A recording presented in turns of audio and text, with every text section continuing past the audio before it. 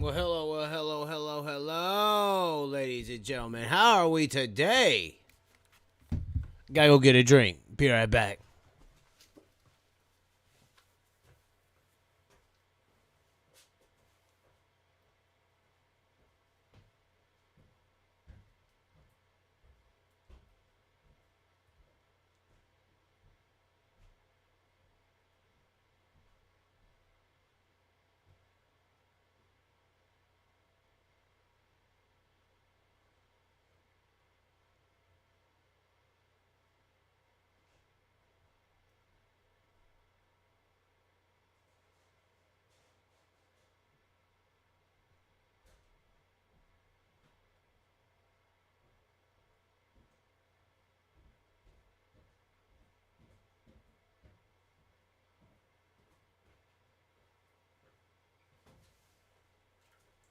We're coming.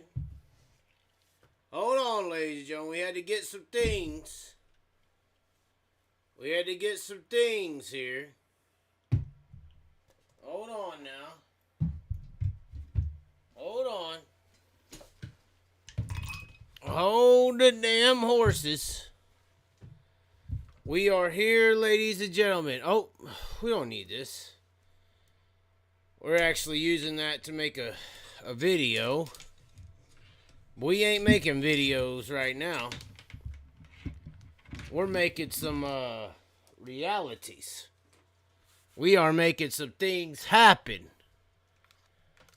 From the windows to the damn walls. Hold on, let's see if this live chat's working. And it is. What's up, buddy? We got Sean Allen in the building. Hold on, we gotta get this chat going up there, ladies and gentlemen. We got to get this thing out there. We can't be having 8 viewers. That's not how the Chaz works. I'm sorry. We can't be having 8 damn viewers. We got to get this thing going here. Got to get it going. We need people to log on to Facebook. Obviously, that's what everyone watches. Hold on, let's get this in here. Oh, it's a beautiful face. Beautiful face that we got on here right now, ladies and gentlemen. This is classic. Oh my god. I hold on. Can we actually put the web view? Oh my god, look at this face, ladies and gentlemen. Look at the face that I'm sharing to Facebook right now. This is what you look at that face right there. That face is so like, huh? Dietrich versus Hamlin and more. Live calling, huh? That's awesome, ladies and gentlemen. That is awesome. This is gold right now. Hold on, we got to tag some people. Hold on.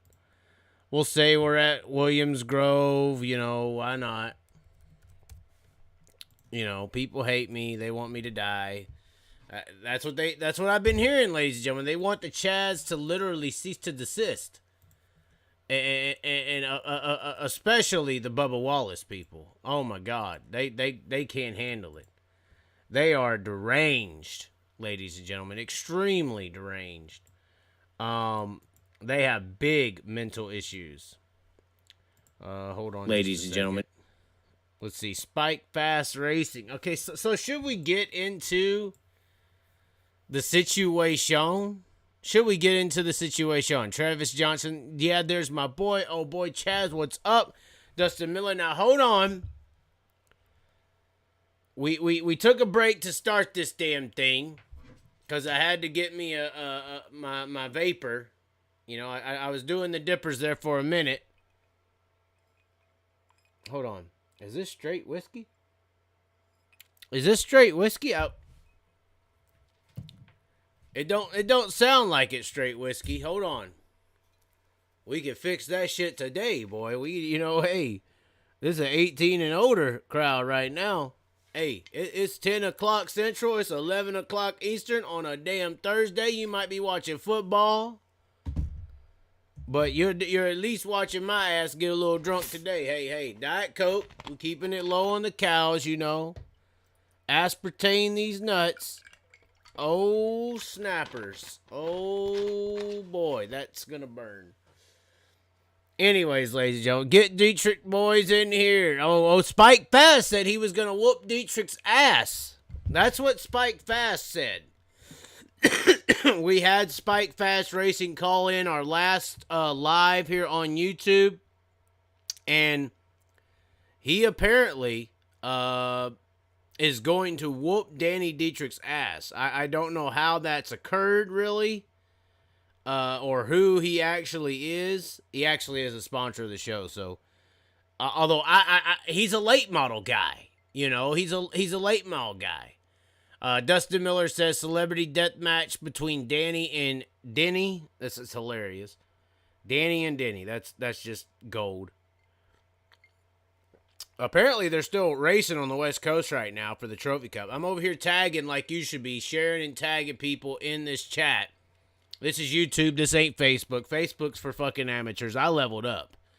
You know, I did lose my Facebook page. I could sue Facebook, get my Facebook page back, apparently. That's what a very high up has suggested to me. But I look at Facebook as somewhat amateur now. I feel like the views are not real. Like, the following is not... It's like TikTok. Like, I know a comedian on TikTok, and some people will call me a fucking comedian, but regardless, he has like 500 million views. I mean, you go on his deal, he's got like 20, 30 million view videos. I noticed one day he posted on his TikTok, or I noticed in his comments on his TikTok, how he was saying, everybody, please go like my Facebook page. Blah, blah, blah, blah, blah, blah, blah. He's all crying. Please go watch my Facebook page. Hold on. I just want to make sure that the chat is streaming. Oh, sorry. There we go. There we go. He was saying, everybody go like my Facebook page. Now, what's funny is... You go to his Facebook page. This guy gets 500 million some odd views on TikTok. You go to his Facebook page. He's begging people to go there. And it had like 3,000 likes. And that's when I realized, like, TikTok's some bullshit. Like, you really don't have a following. If you can't tell your people something and they halfway ass do it, you ain't got a following. You have a illusion that you have a fucking following. You ain't got a damn following at all. If you tell 500 million people, go like my Facebook page, and only 3,000 of them do it, you ain't got a following. You got a TikTok following, and they giving you about as much attention as a damn TikTok person does. They like your video, like a switch, 3 seconds. That's how much you matter. You ain't got no damn following. At all, period. At all, period. And I noticed the difference between Facebook and YouTube, because YouTube is YouTube is the Facebook to TikTok. YouTube, you have a real following on YouTube. Whereas Facebook, you just have... I know my Bubba Wallace video that just came out recently. 2 of them, actually. One making fun of the racism. Another one being very straight and honest and making fun of the racism as well. They are both around the 6,000 to 10,000 view mark. Now, I know how easy it is to get 6,000 to 10,000 views on Facebook. You're talking to a man who's reached 500,000 multiple times on Facebook. Has multiple 6-figure videos on Facebook. The YouTube spectrum, though, is just next. 10,000 views on YouTube is like 100,000 on Facebook. Just saying. Travis Johnson says, yeah, Chaz, on OnlyFans, I will not be the photographer, I guess you're saying. Randy says, why are you not at Trophy Cup, sad face? Because that's what she said. I'm looking for a super chat. Where's the super chats? I guess we don't have any. We got a lot of Alex and Jeff Henson's in here. Thanks for tuning in. But regardless, let's get into the Danny Dietrich saga, ladies and gentlemen. And this is one of those things that is just hilarious. Now, there is a multitude of things that are hilarious in this. So first of all, I go on Facebook. I had no idea this was going on. And you see a post that's being shared around that says, Danny Dietrich, one of those. Oh, yeah, one of those. You're one of those. And I had to go in here and elaborate myself. And it said, and Denny Hamlin elaborates for himself. It says, one of those Twitter trolls who talk shit about people they've never met, never raced against, nor has the credibility to speak on the talent level of those they are commenting on. Denny Hamlin says this to double douche Danny Dietrich. Man. Now, I shared this, said I was going to go live about it tonight on my Facebook page. Of course, we see who Danny Dietrich is, or Denny Hamlin is talking about, because we have a person come in here, tag Danny Dietrich, and Danny Dietrich proceeds to call me a jackass. I can only assume because he didn't like my Aaron Reitzel video. Although I did talk to him after that, he just don't like me because I'm all drama. I mean, some people are the pot, some people are the kettle. I guess we're all black on this week of NASCAR racing. But anyways, ladies and gentlemen, I would like to show you something. So I wanted to do some research on this situation between Danny Dietrich and Denny Hamlin. And so I go over here to twitter.com and I load up my twitter.com.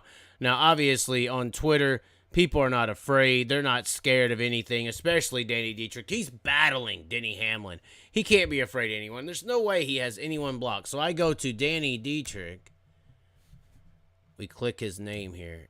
And you are blocked, ladies and gentlemen. The Chaz is blocked by Danny Dietrich on Twitter. I motherfucking did something right. That's all I got to say is I got to do something right. Some people seem to be intimidated by the Chaz. And that's fine. That's fine. As long as Jake likes me, I'm protected. You know, that's what I've learned. That's what I've learned. So you may ask yourself, well, Chaz, you can't find out what happened between Denny Hamlin and Danny Dietrich if Danny Dietrich has you blocked on Twitter. You can't figure that out. There's no way. Nicola, please. I can figure it out real quick, and here's how I figured it out. I go to Denny Hamlin. Denny Hamlin don't got me blocked. Kyle Larson don't have me blocked. These people are men. They're not afraid of the Chaz. So we follow up on Denny Hamlin's reply here. And let me just zoom in just a little bit. It is Twitter. It is a little weird. And it says, one of those Twitter trolls who talks shit about people they've never met, never raced against, nor has the credibility to speak on the talent level of those they are commenting on. And then Scooter here jumps in. And obviously, I'm on Danny's side. I shared this. I plan on coming on here supporting Danny Dietrich. You know, this Denny Hamlin's a fucking dumbass. I'm thinking me and Danny Dietrich, we kind of met our match here. You know, I had my issue with Kyle Busch. He had his issue with Denny Hamlin. Obviously, NASCAR elitists, they think that they are, we can't speak to them because we're not on their talent level. I'm looking at this like, hey, you know, I grew up in a generation. Denny Hamlin is, Shawn Michael. Kyle, not Shawn Michael for PA. Shawn Michael, the Heartbreak Kid. Kyle Busch is Triple H. Hey, I'm Stone Cold. He's The Rock. Let's go at it. Let's tag team these. Nope. Ego's in the way. Ego's in the way. Ego's in the damn. I came on here ready to defend because this is bullshit what Denny Hamlin said to Danny Dietrich. This is absolutely. This is as a 9, as a 10, 11, and 12 bullshit what Denny Hamlin said to Mr. Danny Dietrich. And he should be, Denny Hamlin, you need to be saying Mr. Danny Dietrich. I don't, but after this comment you made, speak on the talent level of those they are commenting on, Denny Hamlin, you need to be calling him Mr. Danny Dietrich. This is some bullshit. These fucking NASCAR people think there's some level when they're a bunch of fucking bought and paid for athletes. And I've been preaching this for 4 fucking years. NASCAR is a bunch of Johnny Manziels. Now, they got Kyle in there. They got a few guys that are good. I'm critical of Kyle because I think, without the opportunities that Kyle got, he'd be a full-time World Outlaw Sprint Car driver, and Denny Hamlin would be putting him in the same category as he's putting Denny Dietrich right now. But at the end of the day, you get to NASCAR by buying your way there. So they can outprice competition. They can be Johnny Manziel and outprice Tom Brady. Tom Brady can't compete against Johnny Manziel, but Johnny Manziel's getting more attention and respect and apparently national talent level because he has more money to get the same attention. This is something I've been talking about for years. Y'all people have no clue because I tried to expose it with the Larson example too, because if Kyle Larson don't get the opportunities he does at 16 to 18 years old, or let's just say 16 to 24, if he don't get a truck, if he don't get these money investors and all that stuff, he's going to be a sprint car driver just like all the other sprint car drivers in the country. He's a few opportunities away from being just a regular sprint car driver who didn't go to NASCAR. I call that Cole Trickle syndrome as to why you celebrate one guy over everyone else. And even when it comes to dirt racing and Kyle's accolades, everybody says, who else can get in a late model and a sprint car and a silver crowd and midget and all that?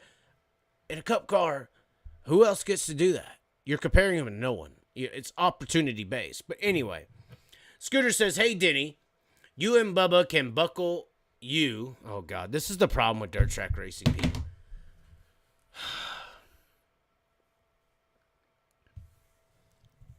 Scooter. Please, Scooter, listen to me. All you dirt fucking track people who are ruining this sport. When you motherfucking are meaning to make a point, you gotta spell your fucking shit right. You can miss a few commas. You can miss a few periods. But when it comes to something this fucking simple, you have to get this shit right, Scooter. You're talking to Denny Hamlin. This ain't fucking Joe Blow in the infield at Port Royal, who fucking is drunk halfway off his ass trying to bang some cougar off in the fucking woods off into the side after the races are done. You're talking to Denny Hamlin. When you're trying to say, hey, Denny, comma, you and Bubba can buckle in anytime. Not you, buckle you, idiot. Fucking dumbass redneck. You're destroying the sport. You and Bubba can buckle in anytime. Once you see you, do you not proofread what you're sending to Denny Hamlin? Scooter, what the fuck is wrong with you? You're destroying the sport right now. You're representing the fan base halfway. Hey, Denny, Scooter, comma, you and Bubba can buckle in anytime. Can buckle you anytime. Oh my God, are you a Z, a Z, a Q plus? What are you talking about here? And join your friend Kyle and test your talent in a 410 sprint car. I'd pay money to see it. Now, what Scooter's trying to say is logical here. Because we know, outside of Kyle Larson and Christopher Bell, maybe Alex Bowman, Chase Elliott did okay. We saw William Byron can't fucking go straight around the track in a super late model at the Kyle Larson showcase at the Volunteer Speedway. But we know that Denny Hamlin can't jump his ass in a 410. We know that pretty much everyone in the NASCAR roster outside of the names I just listed can't jump in a 410 sprint car and make fucking laps. 410 sprint car owners out there right now. Would you really trust Denny Hamlin to go full bore around a race, Port Royal? Would you trust Denny, if you put Denny Hamlin in your car and said, hey, I'm going out for qualified now, you got to run it wide open up on the wall at Port Royal. Do you trust Denny Hamlin to even hold on to that fucking race car? I don't think so. Denny Hamlin might die if he gets into a 410 sprint car and has to run competitive lap speeds. If you tell him to go out there and hot lap like Jimmy Johnson did at fucking Wayne County, okay, cool, go out there and run half throttle. I've hot lapped the sprint car. It's not fucking hard, and I actually went full throttle a couple times. Well, full throttle for a full lap. I was getting better, but hey, All I'm saying is Denny Hamlin can't get out there and fucking run competitive laps in a 410 sprint car. There's no fucking way possible. Danny Dietrich is 20,000 times the driving talent than Denny Hamlin. Now, if you're going to tell me Danny Dietrich, if you want to put Danny Dietrich in a cup car at Daytona and tell him to make competitive laps, Denny, we all drive down the fucking highway, bud. That's Daytona. And there ain't nothing in NASCAR Cup Series racing that is more fearful than entering turn 3 at Williams Grove or running on the fence at Port Royal. So your cars ain't more dangerous. Your racing, surroundings ain't more dangerous. Your whole experience ain't more dangerous. There's nothing that any sprint car racer would never be scared to get into a box to protect them called a cup car and make competitive laps. They may spin out or something, but they sure ain't worried about dying, whereas Denny Hamlin, if he got in a 410 sprint car, he needs to worry about his life. He needs to take out a fucking life insurance policy the day he plans on racing a 410 sprint car. So the idiocracy here by Denny Hamlin is just asinine, asin 10, 11, and 12. And in fairness, and unfortunately, I hope you fucking dirt people will fucking listen and stop destroying the sport. It is just as stupid to reply to Denny Hamlin as Scooter here and say, buckle you anytime. Hey, Denny, no comma. You and Bubba can buckle you anytime. The fuck you talk about riding Broncos? You son of a bitch. Let me scroll down the page. Denny Hamlin says to Scooter here, not my skill set, neither is race car driving for Double D, which is funny. He's basically calling sprint cars not race cars. I guess they're race machines, because they're not cars. They're machines, vehicles. But once again, idiotic comment from Denny Hamlin, who's a very close friend, apparently, to Kyle Larson. I don't know who all knew that. But once again, I mean, I did, point out the other day how Denny Hamlin, Kyle Larson, and everybody is on the same team over here. Bubba Wallace. They're on the same management group in NASCAR. It's called Pro Sport Management Group. Chase Elliott's on there. Bubba Wallace is on there. Kyle Larson is on there. I try to expose the Illuminati for you people, and you just don't want to listen. But, I mean, I've tried to expose how the earth is flat, but we don't want to talk about that either. I mean, we're looking at prosportmanagement.com. They manage athletes. They tell them what to do. These are the daddies for these people. You got Kyle Larson is here on Pro Sport Management Group. You have Ty Gibbs on here. You also have Bubba Wallace. You have Chase Elliott. And Denny Hamlin should be around here somewhere. Where are you at, Denny? Yeah, Matt Kenseth is on here. Thought Denny Hamlin was on here. Maybe he got out. You have Daniel Hemrick is on here. No, there's Denny Hamlin right there. So these guys, all these people socially that you see battling and warring on the TV screen, this is kind of like showing, you think you all have these politicians you're cheering for and they all stand for this and stand for that. You can just go find who's funding their campaign and find out who's telling them what to say. This is finding the campaign and telling all these people what to say. They're all playing you for a game. Denny Hamlin, Bubba Wallace, Chase Elliott, Ty Gibbs, Kyle Larson.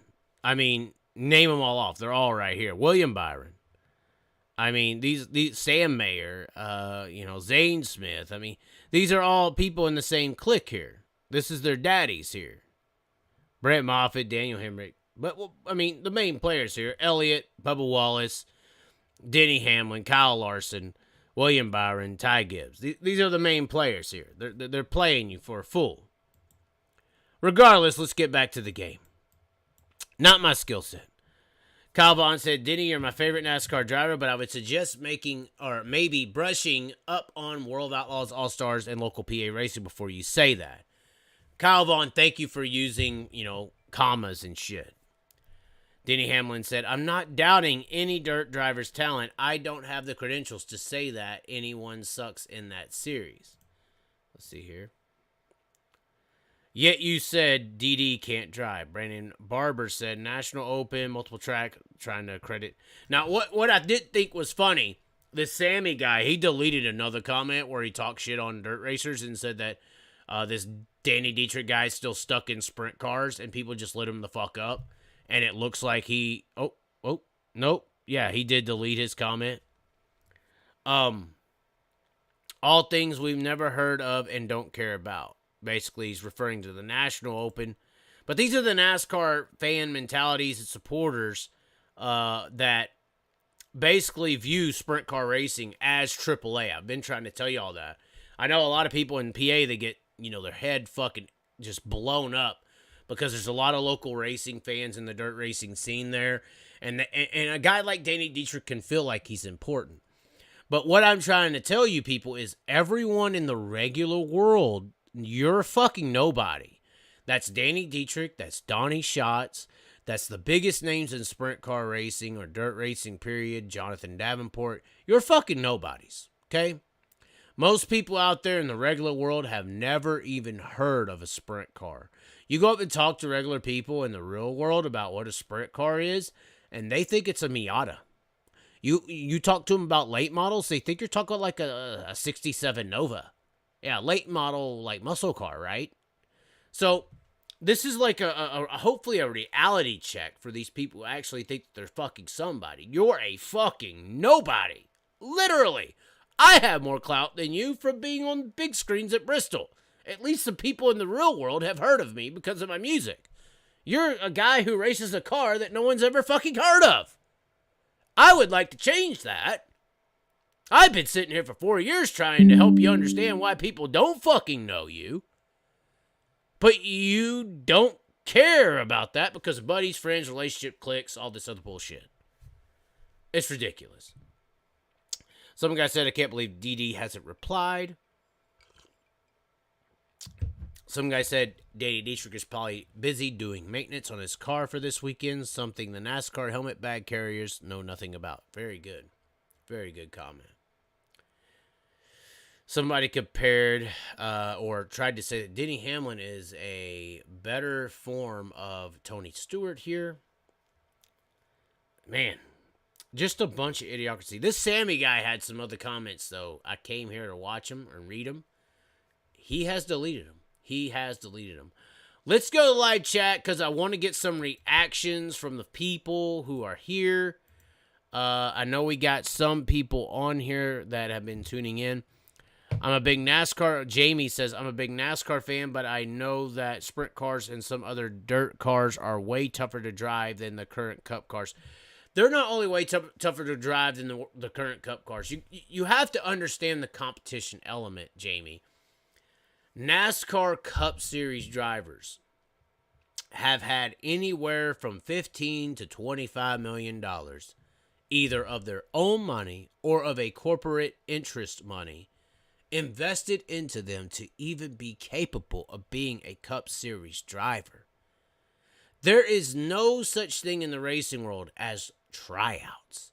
The closest thing to tryouts for pro teams or any kind of racing organization, especially in NASCAR, for instance, is $3.5 million to rent out a truck for 1 year. Let me repeat that. $3.5 million at the age of 17 to 19 years old to rent out a truck for 1 year. And you technically need to have a year in ARCA or K&N West to even be considered to be acceptable in the truck series. And those price ranges are anywhere from $750,000 to $1.25 million for one season to even be acceptable for the $3.5 million tryout. What do you do if you're just a naturally talented guy? You're a Tom Brady of motorsports and you don't have the money. You end up being a 25-year-old dirt track racer. Because at least by 25, if you're lucky enough to go to college and maybe work your ass off since 16 years old, you could save up $100,000, hopefully by 25, to maybe buy you the shitty-ass 410 sprint car. And to be on a Danny Dietrich level, you probably need about $350,000 to $400,000 in equipment and trucks and trailers and backup motors and chassis.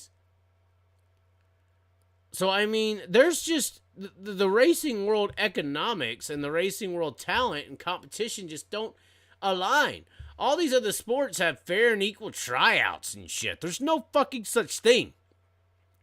And even how you move up is bullshit.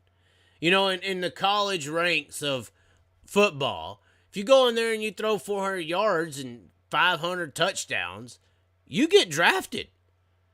Whereas in the racing world, you can go to the college ranks, which this fucking idiot like Hamlin and his fans are trying to say sprint car racing is, or micros or midgets.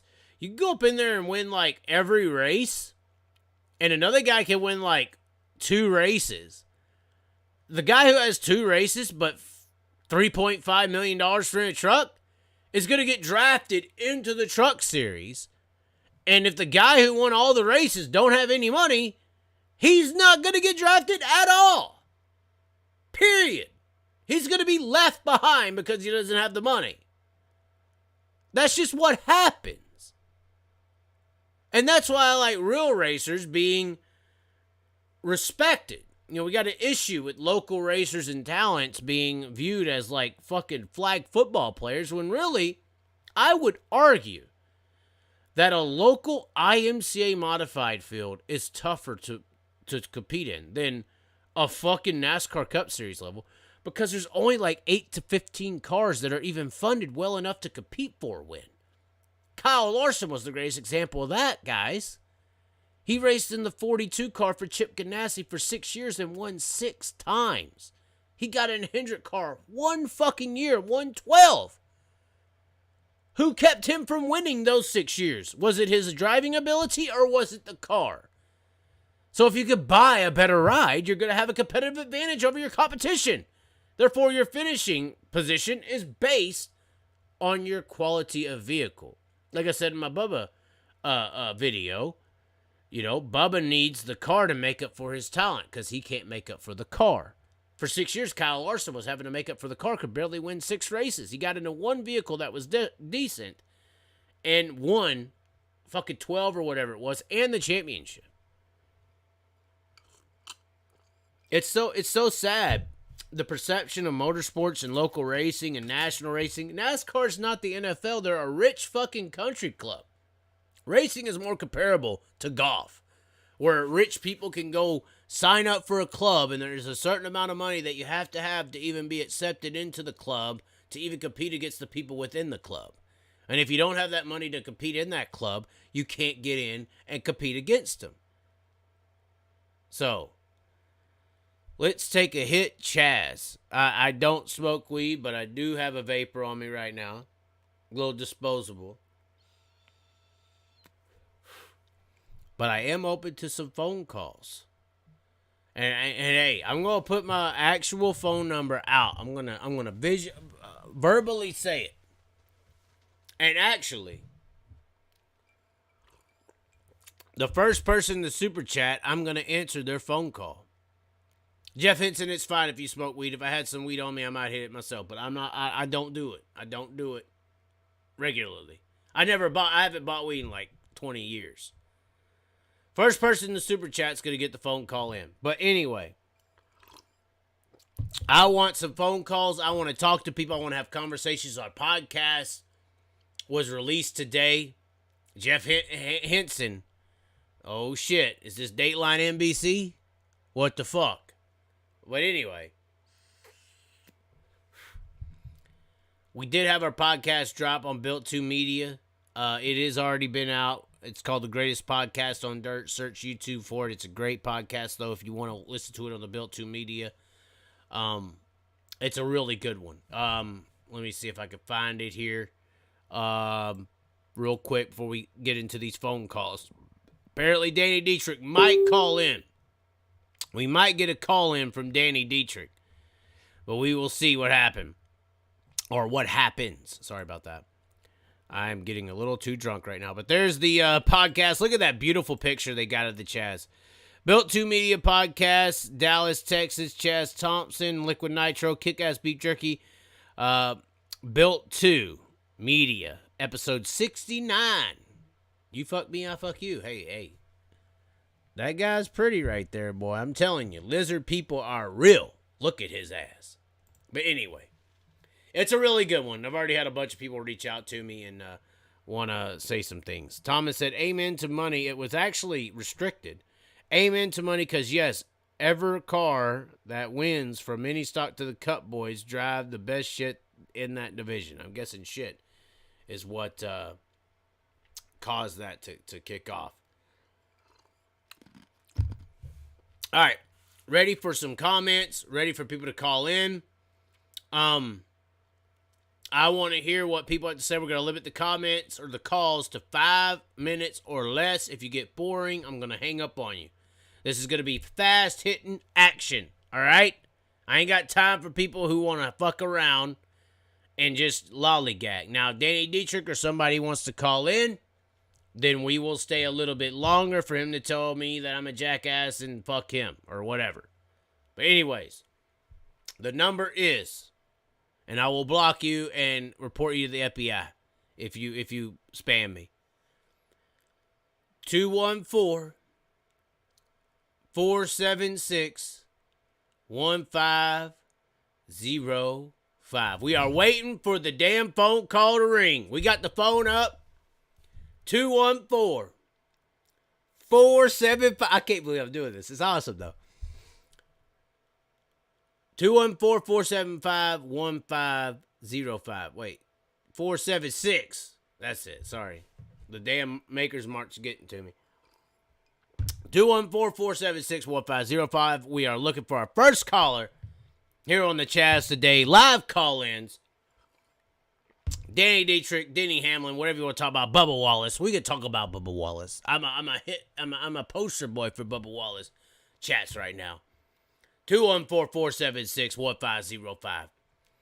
Call it on in. Nobody wants to talk to the Chaz. You are all a bunch of bitches. I got it. Y'all are all scared. Y'all are all worried. Y'all are all afraid to talk to the Chaz. I got it. Y'all are afraid. Go ahead and send a super chat of what you want me to report. Wait. We'll do this. Are you afraid of... Oh, wait, hold on. Hold on. Hold on.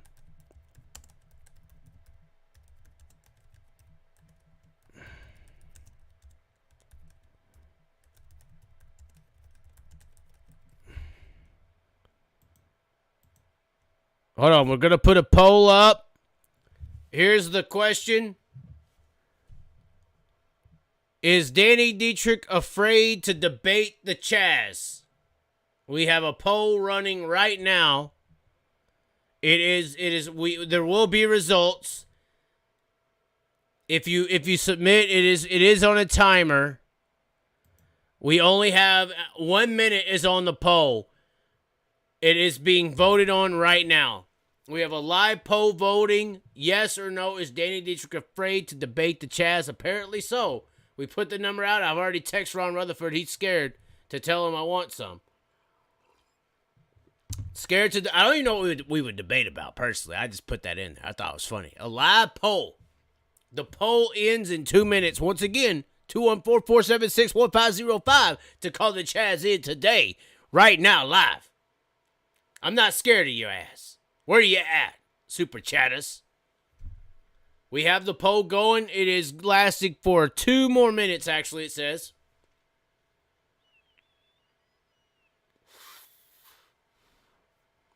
Wow, Spike Fast Racing said Danny is busy boxing up used race car parts for Daddy tonight. Wow. Spike Fast Racing coming in with a heavy-hitting comment. I did not say that. Wow. How about that shit? Wow. Travis Johnson said, what's that boob thing called you guys talk about last time I got yelled at about from my girlfriend? Boobgasm. Yes, boobgasm. They are real. They are real. 1 minute left on the poll, ladies and gentlemen. That's what she said. 214-476-1505 to get. Hold on, we'll go ahead and put it in here so people can read because they may not be able to hear. Give the chat, give the call. Let's get some callers in. I want to hear some opinions. I want to hear some thoughts. I want to hear some chatter. Let's have some conversations. Call in today. The number is in. That is my personal number. If you fuck around and want to spam me, I will report you to the FBI. I got them on speed dial. Fucking, I'll tell you right now, J. Edgar Hoover ain't dead, motherfuckers. I told the truth right there. Nothing but the truth, so help me Hoover. Oh, we are in trouble. We are going to get in trouble by the Illuminati tonight. All right. Looks like 10 seconds left on the poll here. We're going to get our final results in. Final results in. Is Danny Dietrich afraid to debate the Chaz? With my number on hand, Jeff Henson says another $2. Thank you, Jeff Henson. Thank you. Enjoying the entertainment. If you like the entertainment, send $1. I don't give a damn. I ain't Michael Millard, but hey. Let's see here. All right. It looks like the poll is ending here. Where do I see my poll? It says, okay, results are in. Is Danny Dietrich afraid to debate the Chaz? 63% of you people say yes. 36% of you say no. Okay. Okay.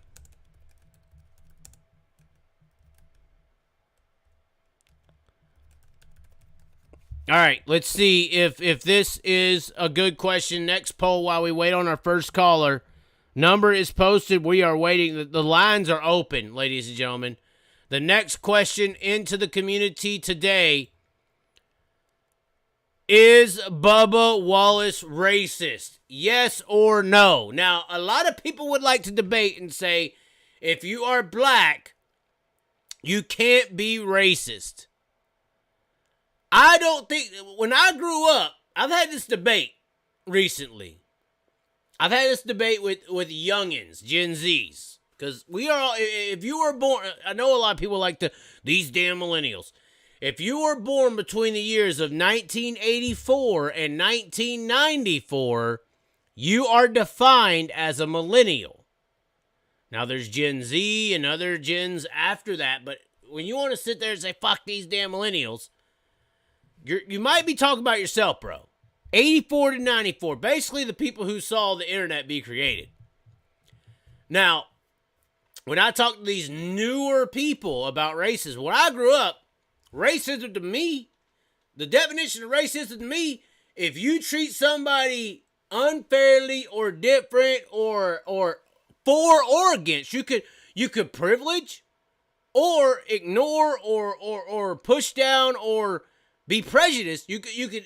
Racism ain't just always treating somebody bad. You could be racist in treating somebody good because they're a certain color. But to me, racism was always treating somebody different based on the color of their skin, whether that's good or bad.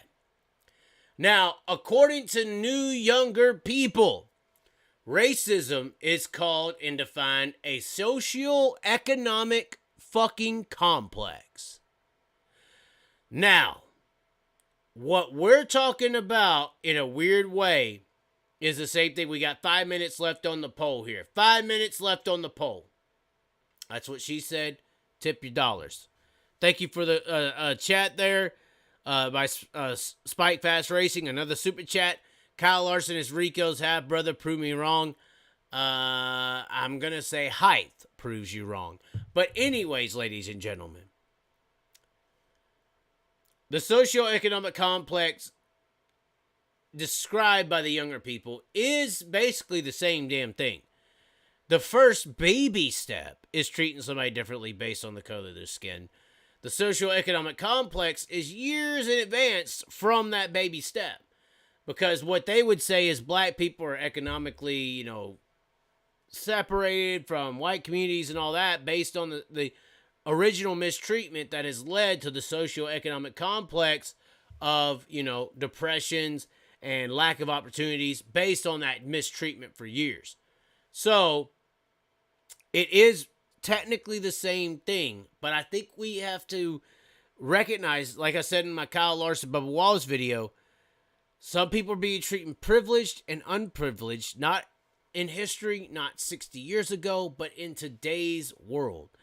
And you can only bark up the tree if we need to right the wrongs so long and push someone down and prod someone up so long that you're almost, invigorating those racist tendencies to say, I'm tired of this guy being treated better than me just because he's another color.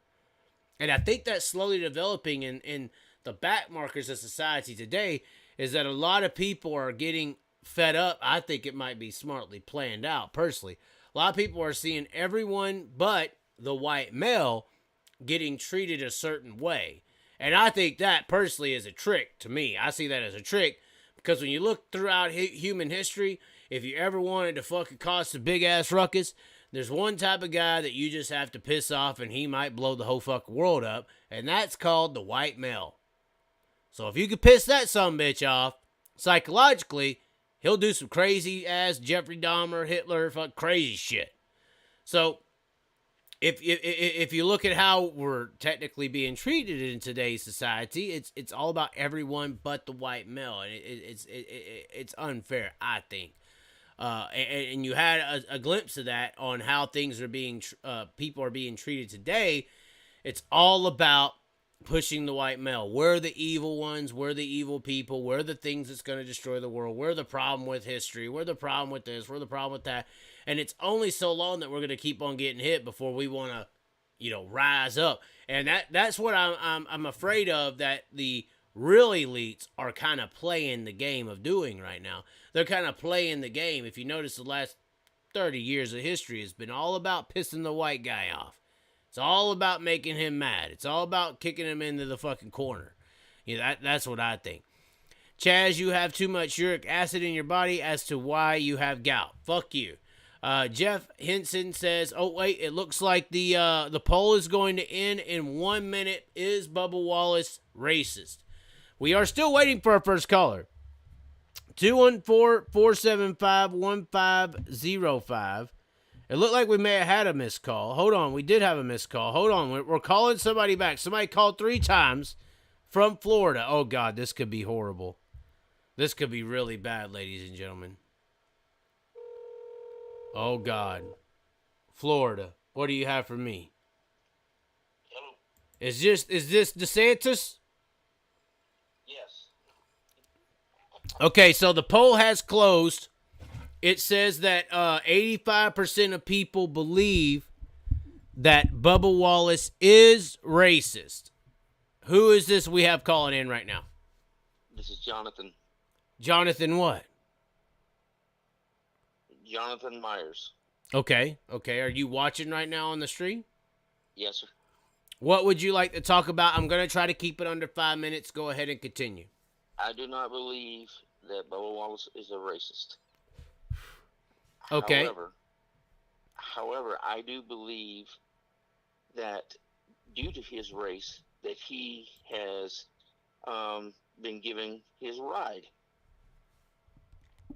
So I'm not saying that I think that others are like Hamlin and his corporate sponsors and all see, hey, we could promote this guy and they all can make a lot of money off of it. Yeah, it's all about making money off of his, no pun intended, his black ass.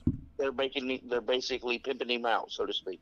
Right. Pimping ain't easy, but apparently it is in the NASCAR world. Yes.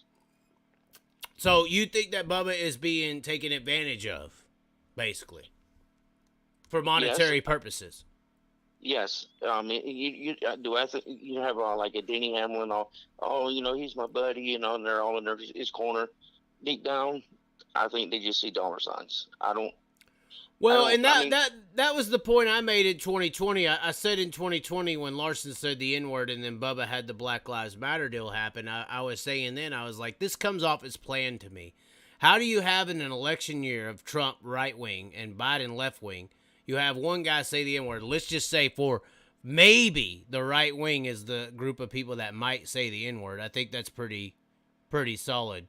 And that maybe the people on the left are the ones Black Lives Mattering. that NASCAR played the politic game on an election year to almost perfection. I mean, and I think they exposed Bubba and used Bubba to play those politics to gain viewership and money. Yes, I agree. I see on your stream everybody wants to know who I voted for. I mean, I don't have anything to do with what I'm talking about. Joe Jorgensen. So you should have voted for, you some bitches. But nobody knows who that is. We don't have rationalization. First of all, when it comes to politics, if you don't, this is what I want to say. I don't know if you know this, and if you don't, I'm not trying to be mean to you. I promise. I'm not trying to be mean. I hope to educate. I hope what I'm about to say, people will go to their fucking Googles and all that and look it up. If you don't know who BlackRock is, or Vanguard Group, or any of these large hedge funds who own everything and own the politicians, like Putin made and I'm not a big Putin fan, obviously Russia's fucked up, but he did say something that was very logical. He said, all these presidents talk like they're going to do something great, and then when they get elected, they get pulled into a back room by a bunch of suits who own their fucking ass and tell them what to say and what to do, and all their great ideas go out the window all of a sudden. You don't hear about them no more. Because these politicians are bought and paid for puppets at the end of the day. I mean, if we want to make real change in America, we gotta understand that we live in a capitalist society, and the people who run the business sector run the fucking politics, because politicians are based on funding, and if you have a bunch of money, you're very successful in a capitalist system, and if you're funding the politicians, they're gonna do whatever you tell them. Yes, this is true. And so you're out of Florida? Yes. Which part of Florida? Central. I'm in between Orlando and Tampa. Okay. So you're over there. Guy named, I know a dude that lives near that area. Dude named Dean Gertie, I believe, lives in Arcadia. Are you near Arcadia? Arcadia is about an hour and a half south of me. Okay. So what racing do you usually get to experience in that region? Volusia's not far away. It's about 2 hours north, 2.5. But we have a couple different tracks. We have New Smyrna, Citrus County. We have a little small track right here in town called Auburndale. All three of those that I just mentioned are asphalt, except for Volusia. Yeah, and that's something that I think a lot of people are sleeping on, is as much as I get pissed off that sprint car racers are viewed as a stepping stone to NASCAR, at least we have we do have a fan base that thinks dirt racing is NASCAR of our segment of racing, where it seems like asphalt short track racing has just been kicked in the nuts by NASCAR's takeover in the last 30 years, I mean, local short track asphalt, or even like the Cars Tour, or even Wheel and Modifieds, don't really get no respect at all. It's pretty crazy how short track asphalt racing is seen as a pee-wee football, Man, we went to Citrus County over this past weekend. They had a 150 lap enduro, but they did have several races prior to that, what you'd call like hobby stock. They ran like 50 laps. There was 31 cars showed up. Man, that to me, look, I'm not the biggest NASCAR fan, but going to the local short tracks, to me, that's more exciting to watch. I mean, you don't have any politics, just guys out there trying to earn a dollar. Well, and my issue with Denny Hamlin's comments is, if you're slightly educated on the racing world, a guy just mentioned Dallin Murdy, who's another guy who's just as badass. That some of these guys racing in enduro 50 laps locally could be just as naturally talented as a Denny Hamlin. They just didn't have the multiple millions at 18 years old to even have a chance. Yep. There was a couple guys that run New Smyrna and Citrus County. They're back and forth. And he's well known in this area as far as it comes to enduro races. Okay. Man, that is just going. I've never been to an enduro race. This is only the second time. And it's been in the last 6 weeks. And man, just going to those little short tracks, it's just great. It is. I mean, it really is, and I think short track asphalt racing needs to get some attention as well. Hopefully, unfortunately or fortunately, it looks like Dale Jr. is going to help the limited late model tours get some attention here recently. But Jonathan, I want to ask you a question. Do you drink at all? No. Never? No. Have you? I have, but I mean, no, I don't on a regular basis. Okay, well, I unfortunately, go ahead. I drive a truck for a living. I'm sorry. So I drive a truck for a living, man. So I don't do that. I mean, I got 400,000 on my vehicle, so I understand what you're saying. There's a lot of days of the week, but when I have a time to sit down and maybe have a drink, I do. One thing that does happen is when you drink a little bit, you got to take a piss sometimes, and I do have to take a piss. Would you like to tell some people some messages or things you want to say real quick while I go run to the restroom? It's right around the corner. Bad timing. People are laughing right now, but tell them a little bit what your message is, what you want them to hear that you think about with this whole situation, whether it's Bubba Wallace, whether it's Denny Hamlin and Danny Dietrich. Let them know real quick, sign it out, and I'll come right back, and we'll let you go and move on to the next caller if that's okay. Okay. All right. I'm heading out. Hey, don't y'all turn away. You better be fucking calling me next. Jonathan at least had the fucking balls to call me, you little punk-ass bitches.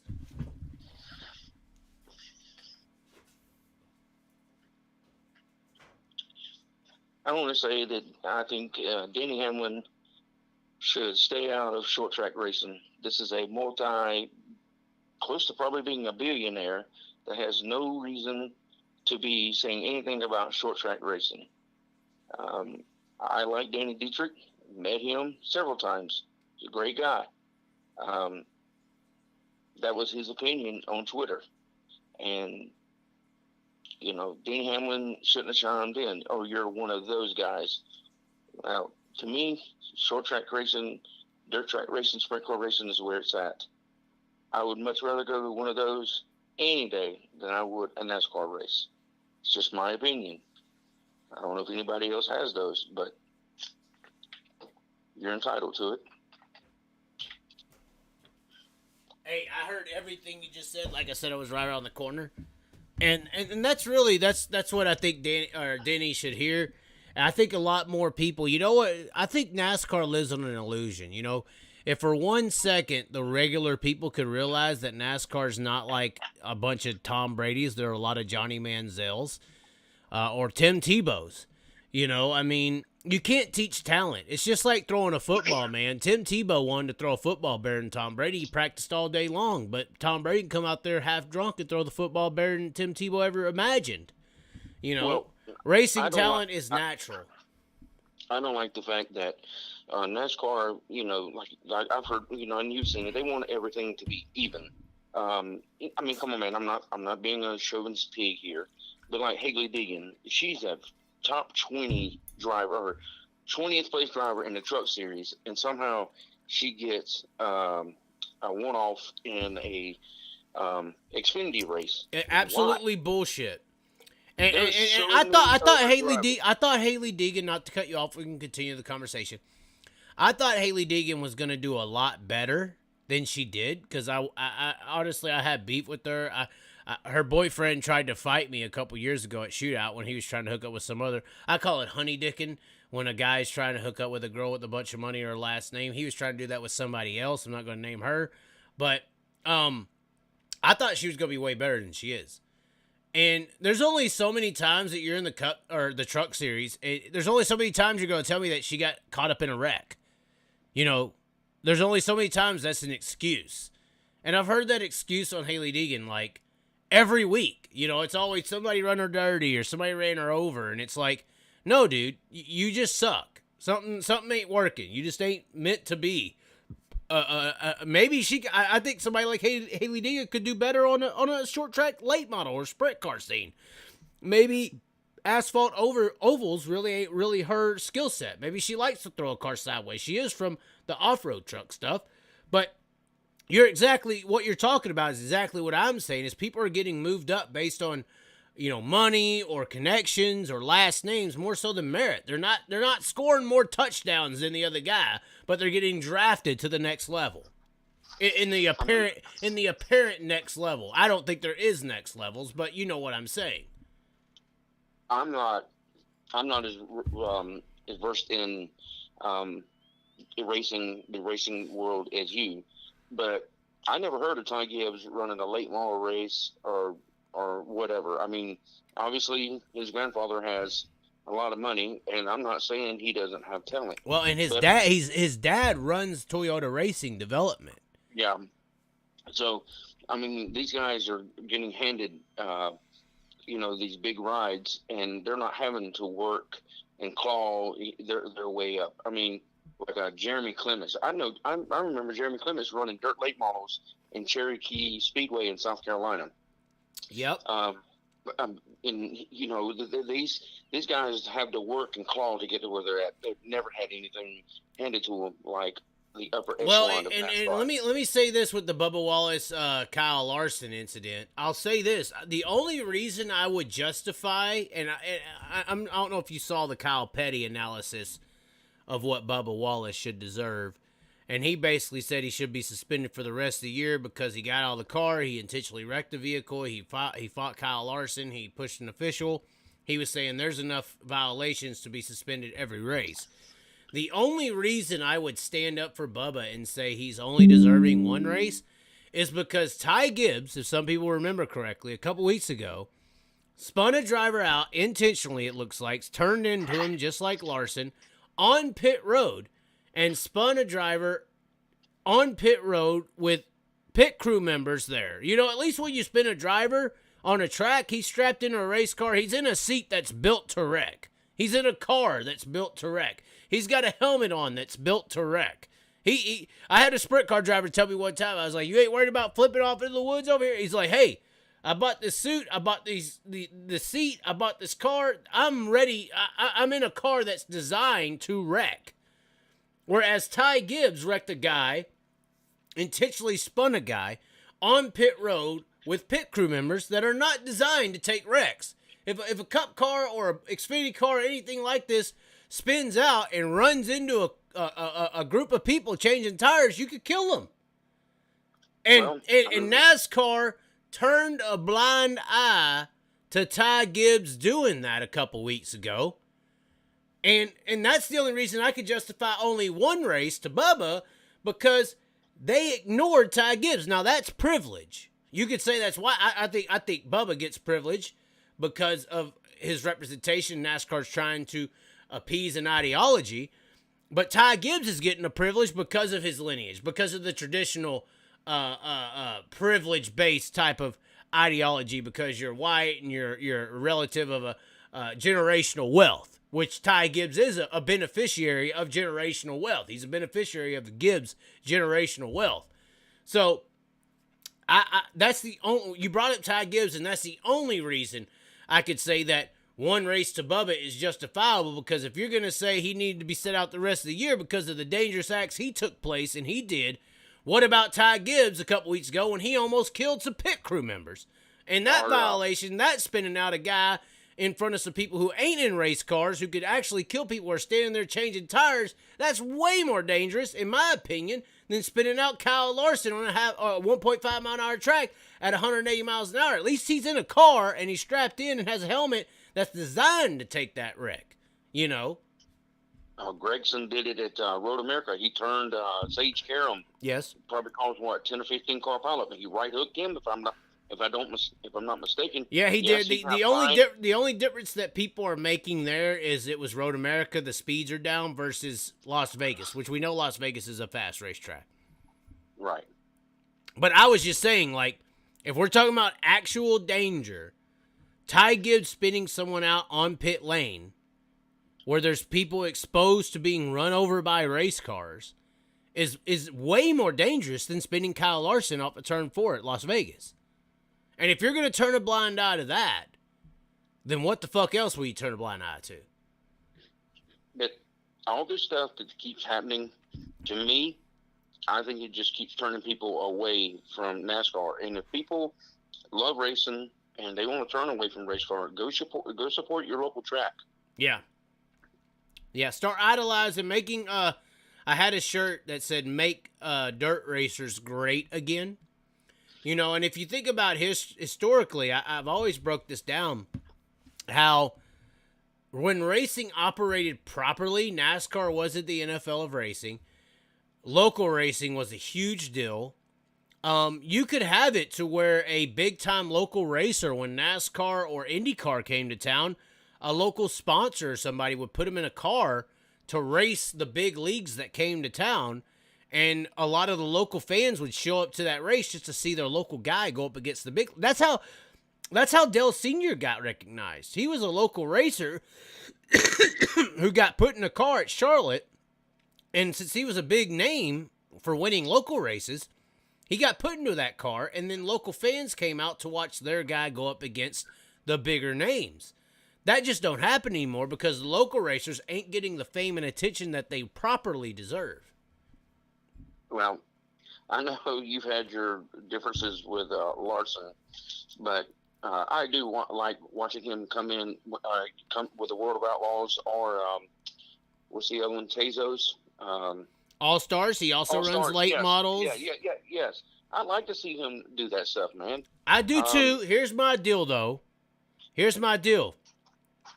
You see NASCAR and Fox and all these people cover it when he wins the race. But they don't cover it when he finishes 12th and gets lapped. You don't hear a fucking peep out of these big-time industries when he gets his ass kicked. I like him coming to race sprint cars and late models because I want our guys to kick his ass to be able to give that result to the national public and say, hey, look, these guys are really good. They're kicking Kyle Larson's ass. But national publications won't put that out there.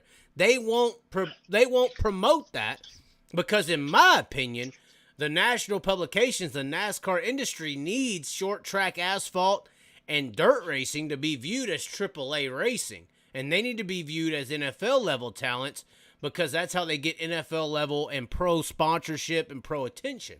They can't have people knowing that there are little Tom Brady's running around. They gotta keep up with the illusion.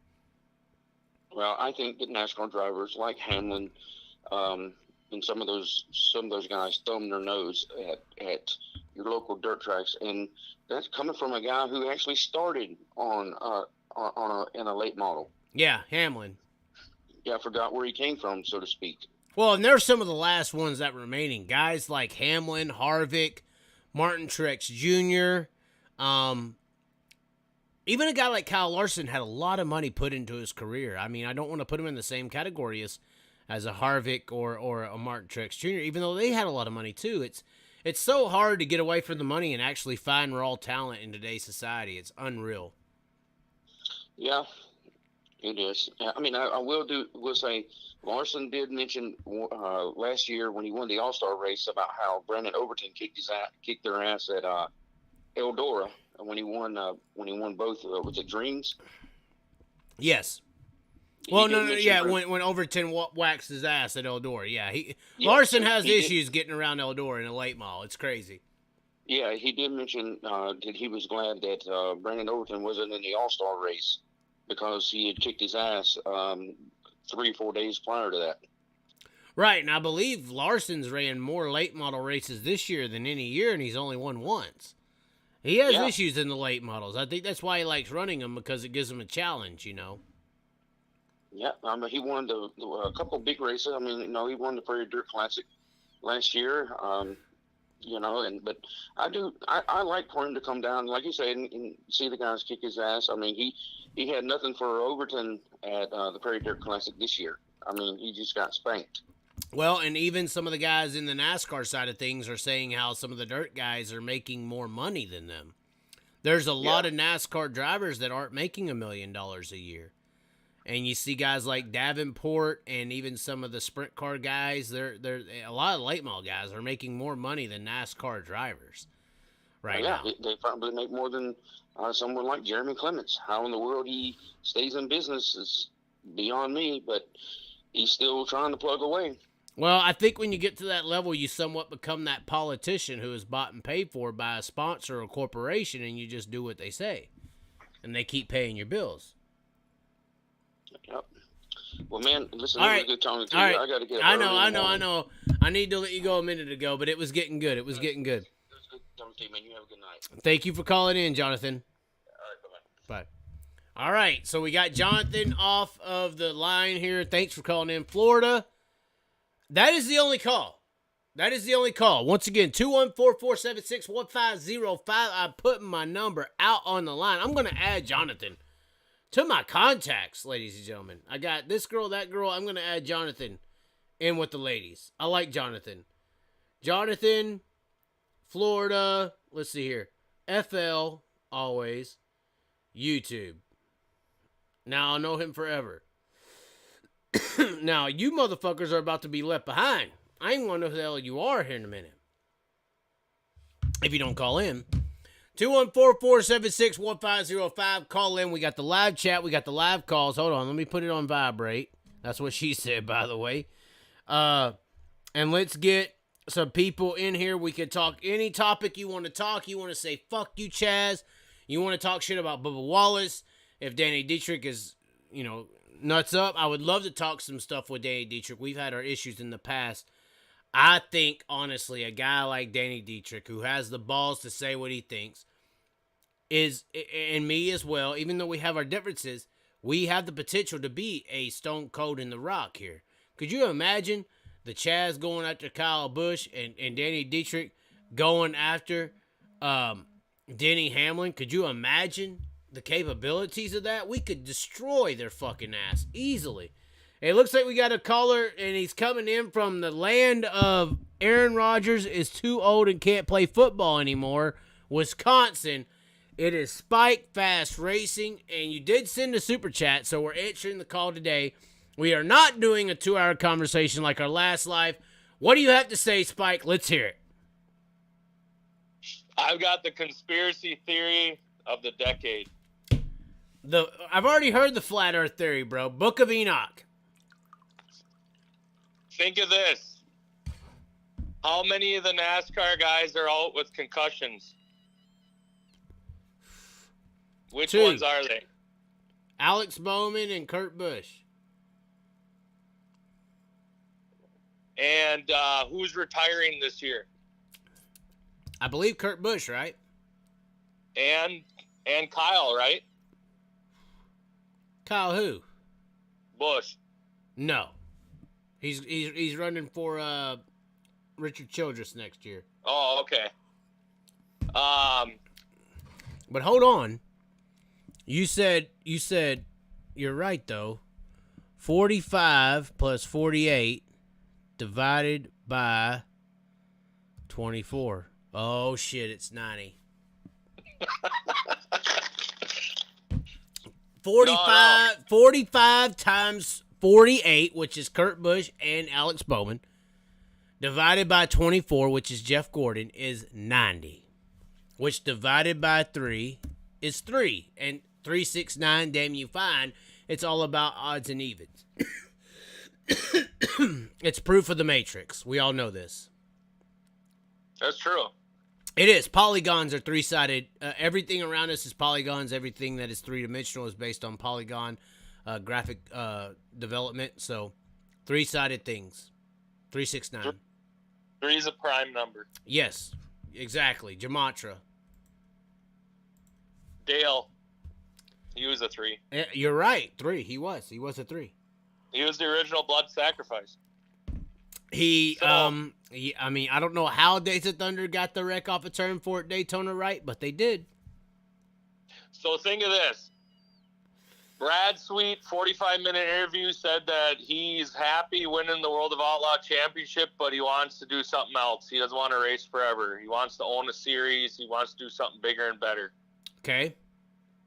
Okay, high limit series isn't just going to be 12 races a year, big payouts. They're going to grow that sucker because Brad Sweet wants to hang it up. Kyle's getting his ass kicked by a bubble in the infield.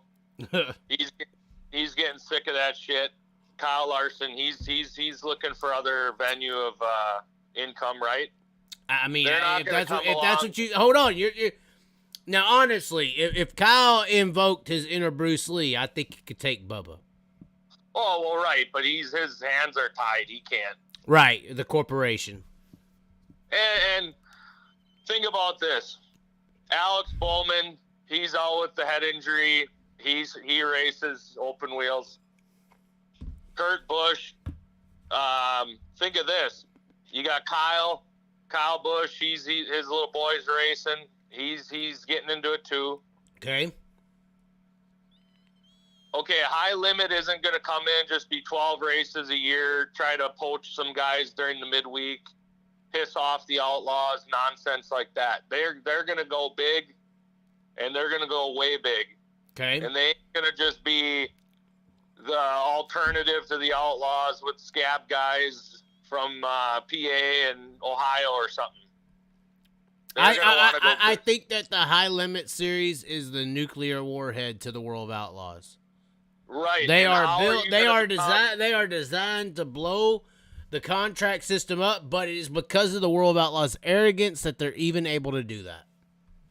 Right, but how are you going to do that? The only way to do it, not with a bunch of the unsigned heroes from Pennsylvania and Ohio, because quite frankly, if you want to draw in the masses, you need name value. So I think within the next 2 to 5 years, you're going to see NASCAR guys like Bowman, Jimmy Johnson. Maybe Kyle Busch. I don't know. You probably obviously Kyle Larson himself, and they're going to be the headline guys on the poster. High Limit Racing featuring the stars of NASCAR, the stars of the World of Outlaws, the stars of Open Wheel, and it's going to be the biggest thing since sliced bread. Well, I think one of the biggest names behind the World of Outlaws Sprint Car Series that people want to see, that is owned by one of the guys who obviously supports High Limit, and that is Sheldon Hodenshaw. Yep, and he's another name. But Ricky Stenhouse Jr. owns his shit. Stenhouse Clausen, Stenhouse Marshall. You know, Sure. and obviously Ricky Stenhouse was at that Lincoln Park race, the first High Limit race. Think about it. You put all the pieces together. These guys aren't. Hey, they ain't going on their day off, risking their day job to go play a race car driver in the middle of the week. They're looking at this is they're making bread right now. They're making probably some good bread. But it's a young man's sport, and I'm talking by the time you're about 25 to 27, they're ready to take you out to the pasture and put in a young gun. Yeah. And some of that's because you're worth too much. Right. And they need somebody who wants to pay a lot and receive a little. And you got an opinion. They don't want Kyle Busch giving you his opinion. They don't want Denny bitching about NASCAR. No. They want just the yes men. They're just thankful to be there. Right. So a lot of these guys are like, hey, I'm ready to call it quits and go into my retirement job, which is going to be going on tour, relaxing in the RV, selling T-shirts out of the hauler, or out of the trailer. Banging pit lizards. Well, they'll bring their wives, you know. Join them. It's like Bunny and that one guy. What's his name? The rapper, the fat white guy. I don't know. I know nothing about rap, so. Okay, continue. Okay, so think of this. If you're a NASCAR guy, it's all based on what percentage deal you've got worked out, right? Right. So, yeah, okay, are some of these guys, a Bowman, a Stenhouse, etc., are they really making that much anymore? No. Or are they kind of getting to the point where they're like, you know what? I can just chill at the dirt track, hang out with some fans that actually give a shit.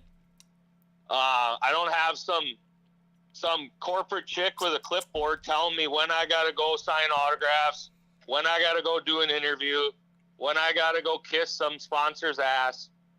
You know, I don't have to start practicing at 8 a.m. every damn day. You know, there's some value to just relaxation and slinging T-shirts and merch, making a shit ton of money. And then it's something new, because you ain't going to conquer NASCAR after a while. The NASCAR, you're just a paid billboard jockey. Yeah, it's too corporate. Yeah, but you can hop into dirt, whether it's probably sprint cars, obviously, because high limit, but you can own everything. You can own everything. That's the difference. It's like you can own everything that you're buying and at least sell it for half the price if you want to get out. Yeah, and I mean, look at Casey Kane. I mean, he's got a championship team. He's got his shirts, his shirt company, and he's slinging merch. You know, I mean, he's loving life. He's 43 years old. You think that he realized the big picture, and he said, "Yeah, I'm done with NASCAR. I'm gonna go on tour and make money that way." Well, and he has the T-shirt screen printing business with Brad Sweet. Right. So I think that you might see a change in the environment where some of these guys are actually going to bail on NASCAR, and because Kyle's also probably Kyle Larson could be a guy that says, "Hey, I'll work with you guys and help you guys get better, so that when you go out there you feel confident." Because it's only going to help him sell tickets, you know. Well, he's Asian, so to have those guys go out and feel confident ain't that hard, you know. I mean, Asians have small penises. Well, and he's got that sensei, you know, that power to. That's exactly what I'm talking about. Well, Enrico's his half brother, so. All right. Part of it. Is there anything you want to say before we go on a 2.5 hour tangent? No, that's my conspiracy theory. Is a lot of this is NASCAR is NASCAR. All right, we're putting out a poll question right now. Oh wait, let's see if we can put at NASCAR. We can't. Will NASCAR drivers leave for sprint car racing or high limit? Well, I think these guys don't want to dick around with the late models. The late models will gobble their fucking ass up every night. That's true. That's true. That's where the real men are. Larson is an example of that. Right. You know, I mean, he got lucky at Hillbilly 100. He got the cautions fell at the right time. All right. But so. All right. Will NASCAR drivers leave for the high limit series? ? We have 3 options: yes, no, and hell no. We are putting the poll out right now. It is live. It is live for 6 more minutes. And people got to realize it ain't all roses at the top in that NASCAR world anymore. I mean, it's a sex cult. It's a sex cult. I did my interview with Jeremy Mayfield. It's a sex cult. And it's gotten worse, and you're controlled, you're owned, and you can just see the death in these guys' eyes. Like, they're just drained. Well, here's the bigger deal with NASCAR is it's the easiest way to move money in Vegas. Easiest fucking thing in the world. You can literally determine where cars are going to finish. Sure. You know, when Dale Jr. was out front at Daytona in 2001 saying he's half throttle, pulling away from the field, like, there's multiple billions of dollars probably on someone else to win that race. Well, and I don't think that they were even betting on the sport yet. Yeah, at that time. Possible. That was just a storyline because they needed to have the storyline that Dale Jr. avenged the track that killed his dad. Right, but what I'm saying is, storyline aside, there's money on the line. Well, it was money of ratings and fan base, because that's when they gave a fuck about fan base. Right, but if you're fixing a race in any kind of way, you're moving money. Oh, sure. I thought you meant in gambling. Yeah, that's what I'm talking about. If you're fixing a race for one guy to win a race and someone knows that, that's to move money. You move money in 2 ways in modern days: tax money or gambling. The mafia is in the gambling, the political class is in the tax. Right. Oh, I will say this too. There is one series out there where you can show up and enter And if you're good enough, you can race. And it's nothing on dirt. It's a pavement series. What's that? And it's IndyCar. I don't know, man. There's the I don't know, possibility. man. I mean, what about Jimmy Johnson? What's his excuse? Well, I mean, I'm saying, like, he still was able to qualify and make those races. But I'm saying a Kurt Busch, a Kyle Busch, a Kyle Larson can show up. And I'm saying, like, Indy 500. They can show up to the Indy 500, have 1 month, get the reps in, get the speed up, make the field. You know, that is one of a kind when you think about it. So, I mean, in a way, you could show up to Daytona in a nice cup car and compete. you ain't gonna make the field because you ain't one of the guys though. In a way, I mean, if you got enough money, you can be. When Jake If Paul I was had millions of dollars, and I put some local Wisconsin guy in there that did asphalt and dirt and had 20 years experience, he still would not make it. They wouldn't allow it. I don't think that you're right about that. I think you could. I mean, there's a lot of guys trying to get into Daytona, whereas Indy. Yeah, but they're underfunded teams. I'm saying if you have the money to buy the best of the best, I mean, you could compete. Well, I think, though, the payout on the Indy 500 is better. Oh, it is, yes. Yes. I mean, Jack Hewitt made but, 300. I mean, look at McLaren, though. McLaren tried to come into the Indy 500 last year and didn't make the field with the fucking Fernando Alonso from F1. Well, and that's the gamble. I mean, there's going to be some that aren't going to make it. But what I'm saying is, where can you show up and have the chance to make the field and be on in the field of one of the most popular races all year and best payouts, and you could become a household name overnight? I mean, Daytona and the Indy 500 is the only two. I mean, but right. You see it. And nobody remembers who wins Daytona anymore. But the people who win Indy are still the same names that run the series all the time. You don't have guys. Who? Well, there's been guys that they make were the in field. It They make the field, but who wins it? Yeah, but some of these guys were part-time, or they entered only for the Indy 500 Who? and then won it. Who? Dan Weldon did it. He didn't have a ride that year, and because he won the Indy 500, he got in. Wasn't he the champion of IndyCar the year previous, though? Nope, that was he was sponsor. He didn't have a full-time ride, and because he won the Indy 500 that year, then he got a full-time ride. But then, unfortunately, he got killed that year too. Right at where? Where Bubba and Larson fought. The magic happens where the money happens. Sin fucking City. Blood sacrifice. It is a blood sacrifice. Hey, bro. So think about this. How the fuck do you have the biggest mass shooting in U.S. history and it goes away overnight and there's no video evidence in Las Vegas? How? Well, you know I called that, right? You know, unfortunately, at the time, I called that, right? Well, yeah, there's no way in hell that one guy did all that. Anyways. No. I called the Illuminati out because the week before, or the week of, I believe it was a Tuesday, Hugh Hefner, which we know how influential Hugh Hefner was on American society with porn and Playboy, Hugh Hefner died that week at 91 years old. And that the music festival where all that shooting occurred was the Route 91 Music Festival.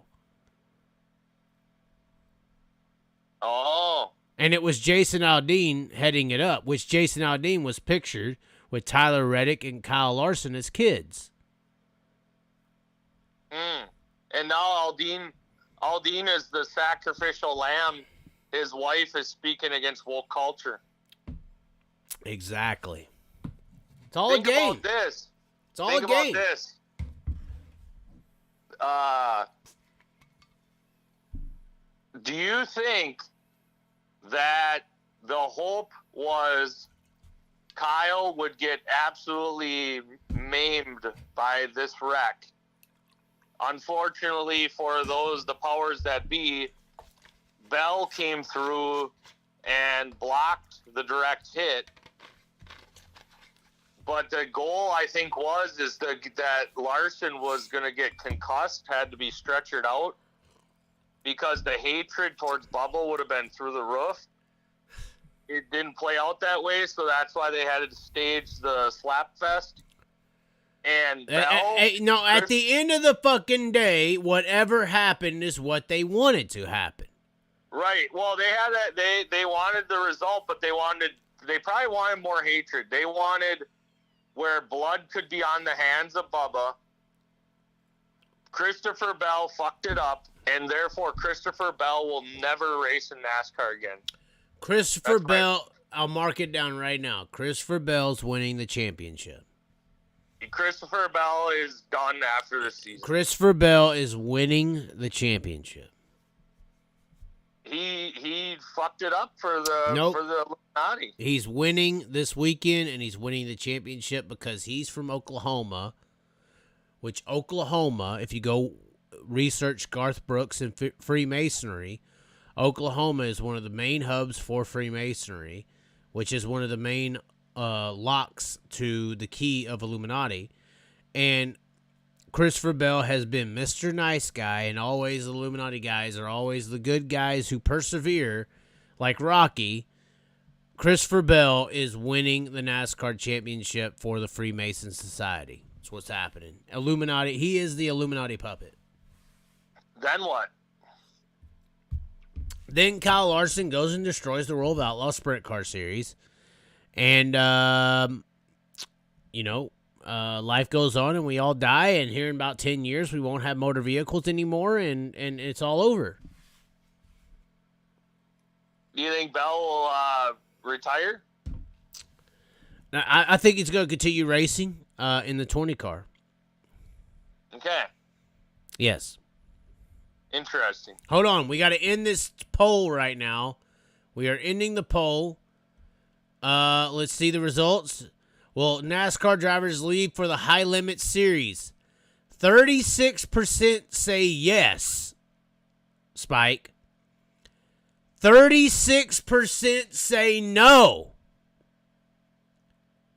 And 27% say hell no. So we have a tie. We have Brian Clausen and Kenny Wallace, 36-63. And we have, rest in peace, Greg Hodnett at 27. 36 minus 27 is 9. I know this. Okay. Square root is 3. You can't be talking about this shit. You're not supposed to know this stuff. Hold on, we're checking the I'm just saying that the goal is that Bubba would have been just impaled Kyle into the wall. He would have been concussed. Kyle would be tweeting out right now, I got a little more movement back in my neck. Hold on. We got a comment here. Hold on. Somebody, I just unhid the comment from Uncle Bones 2. Definitely a Candyman person. He said, wow, you guys are fucked up. Christopher Bell is not a decent person. Whoa. What does he mean by that? Tell us more, Uncle. Uncle Bones, are you calling in? You son of a bitch. Don't be leaving us hanging. Yeah, don't be saying Christopher Bell is not a decent person without giving some explanation. Hey, he stopped the blood sacrifice. That's what I'm not agreeing with that, but I think he's a part of Illuminati. He's from Oklahoma. If you're from Oklahoma, you're a part of Illuminati because that's the home of Freemasonry. And it's the home of the damn Chili Bowl where they don't pay out enough. Well, and it's really the home of the Clockwork Elves. Yeah?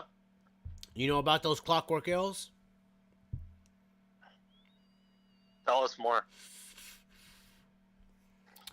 The Clockwork Elves, when you go and study the elitists of the United States of America, the Clockwork Elves are entities that people hallucinate on LSDs and certain hallucinogenic drugs, and these clockwork elves will come up to them in this hallucinogenic stage and will convince these people that they are a part of the spiritual world. Basically, these clockwork elves will come up to them and say, hey, in 5 minutes, this is going to happen. And then 5 minutes later, it happens. So then these people believe that these entities that are telling them this in the hallucinogenic stage actually have future telling abilities. This is where the crystal ball effect comes in. So the clockwork elves, anyone who does, I've never done it, but from my research and studies, and I may have experienced it not on drugs, hopefully not. I have predicted shit happening coming in the future, but it's more so frequency of balance. Most of the things that are things that we can't explain, hunches, instincts, are based on frequency. Frequency communication. It's kind of like a cell phone, you know.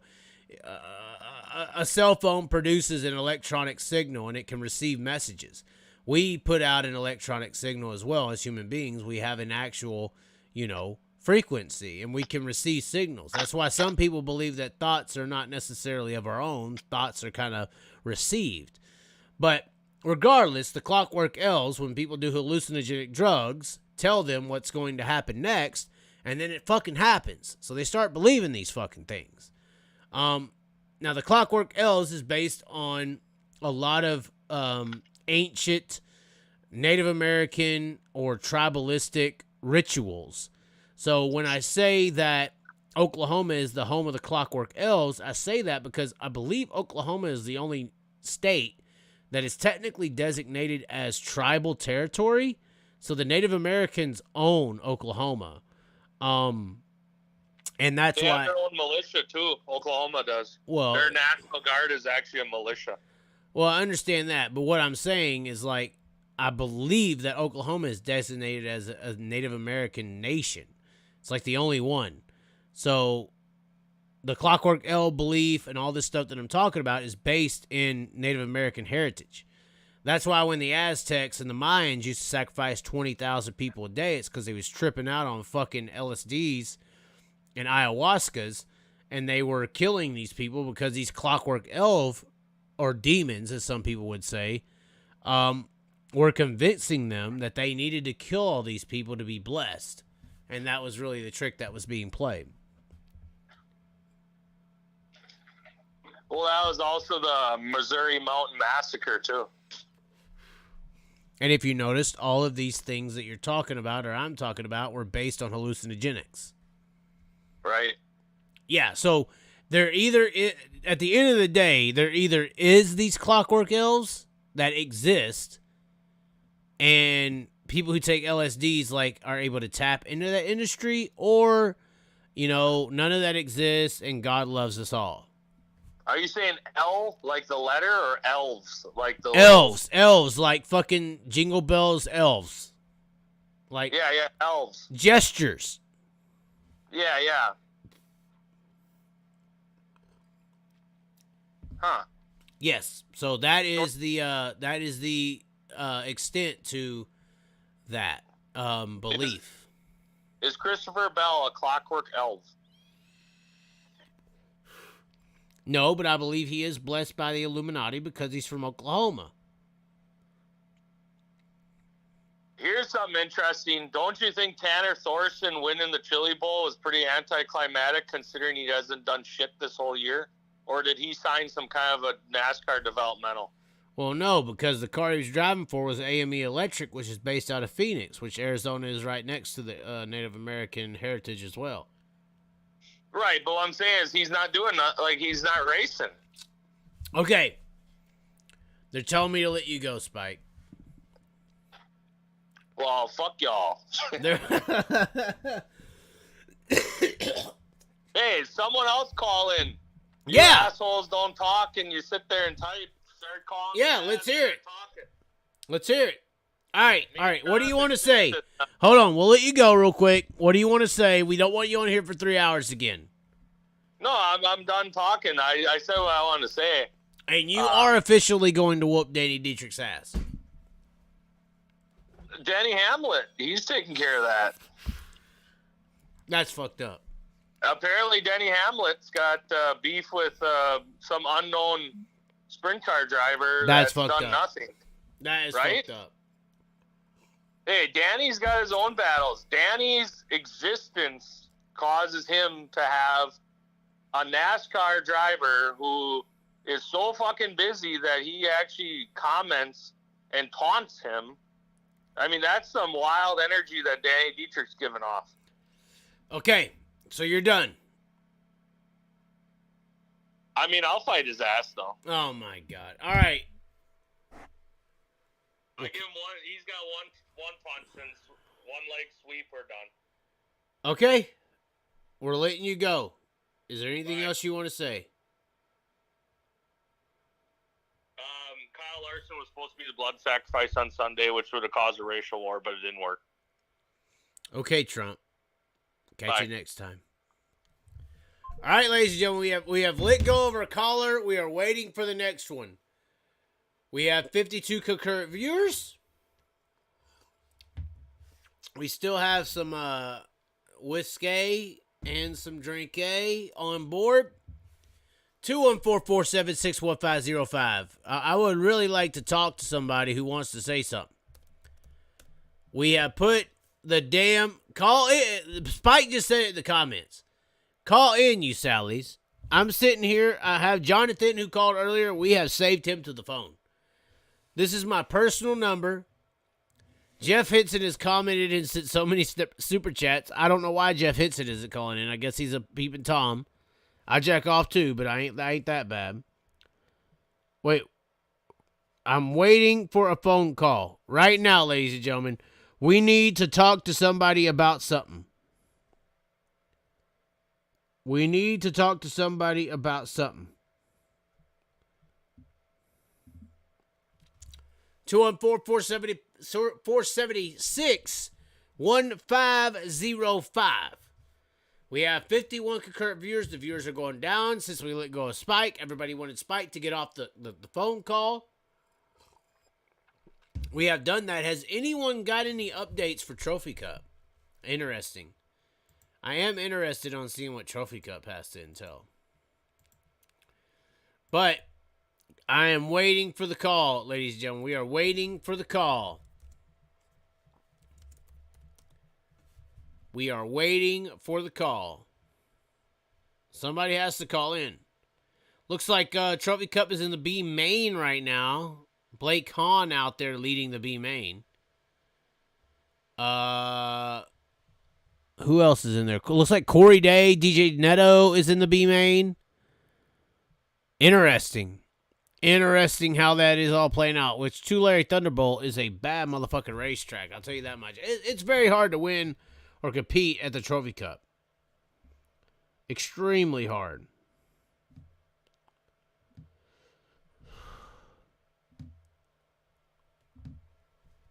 Y'all tell me to let go of fucking Spike. And then nobody wants to call in and say hi? What the fuck? Y'all really want to do this to me? What are we supposed to do? Sit here and talk about what? Now I'm going to start calling people because nobody wants to call me. Y'all bitches. You fucking bitches. Let's see here.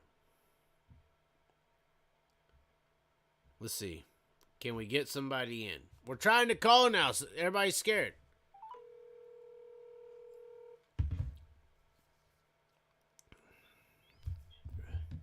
Hello? What are you doing?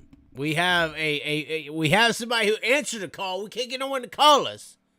Take over the calls. We have Kevin Woody, an African American. Absolutely. Turn it down in the background noise. You gotta turn it down. You gotta turn it down. Here we go. So we have an African American sprint car midget racer who is a big supporter of Bubba Wallace, who has called in. Well, I just try and say it as even as I can. So there's no defense. So for starters, don't hook people in the right rear on the front stretch. That's always bad. That's unsafe. Don't do that ever. In any series on your race car ever. That's not okay. Hold on. We're putting out a poll question to start this chat up with Kevin Woody. And we are putting out, is Kevin Woody racist, yes or no? All right, continue. It is an African-American. That's all you need to know. The poll will survive for 10 more minutes. Okay, well, I guess we got to talk for like 10 and a half. Somebody's already voted yes, Kevin. You're behind the 8 ball. Let's go. Yeah. So don't right rear people. Don't do that ever. So where I'm at, if you've seen on each 1.5 mile tracks this year, Kyle Larson is doing that slide out thing like 5-10 times a race. What do you mean? Are you trying to say that? Are you trying to say that Kyle Larson is dirty? I'm saying he's doing a technique that's not the cleanest technique. It's a gray area technique. I'm saying, and it happens often at these racetracks. I think the guys are done with it, and I think that played a role. But I also think he made a good point. Now that is something that I've heard. Hold on, for everyone listening, that is something that I've heard that Kyle Larson has been pushing people over the cushion in the asphalt racing world. Like I tried to explain that in my video, how when you shove a guy into the gray, that's like pushing a guy over the cushion. Once you go over the cushion, you lose front end. Yeah, the other nose is gone. And if you're close to a car, there's a nose and the back of the car at the same time, which is twice as bad. Okay, so the poll ended, Kevin. 90% said that you are not racist, but 9% believes that you are. What are you going to do about the 9? All right, let's do a new poll question. Is Kyle Larson a dirty racer? I want to vote yes on this. I don't think he's dirty. I think at times he could be a tad cleaner. Hold on, a dirty racer in what about in NASCAR? In NASCAR, yeah. And before we post this question, what are you trying to say that Kyle Larson actually does? I'm saying he'll drive into turn 3. If it's put on the floor, so on the white line until he either gets sideways or starts to lose the nose. And if you're there on his outside, so just up the track and like try to play a game, he has a chicken game with you and try to get you to lift so he can take the spot off of turn 2. So he pushes you over the edge. Yeah, it's a game, yeah. It's like throwing a slider, but giving a right rear with the air. That is almost exactly what it's like, to be honest. That's okay, we just put it out there. Is Kyle Larson a dirty racer in NASCAR? Poll is up. It'll close in 5 minutes. I don't think they're gonna understand what we're talking about, because again, we just explained it, Kevin. The only reason they will vote no is because it's the internet. If they vote no, look, Kevin, if they vote no, it's because they're racist. Let's just say it. Perfect. It's true. Yeah, I agree. It's true, Kevin. But I think you made a great point the other day. You're saying how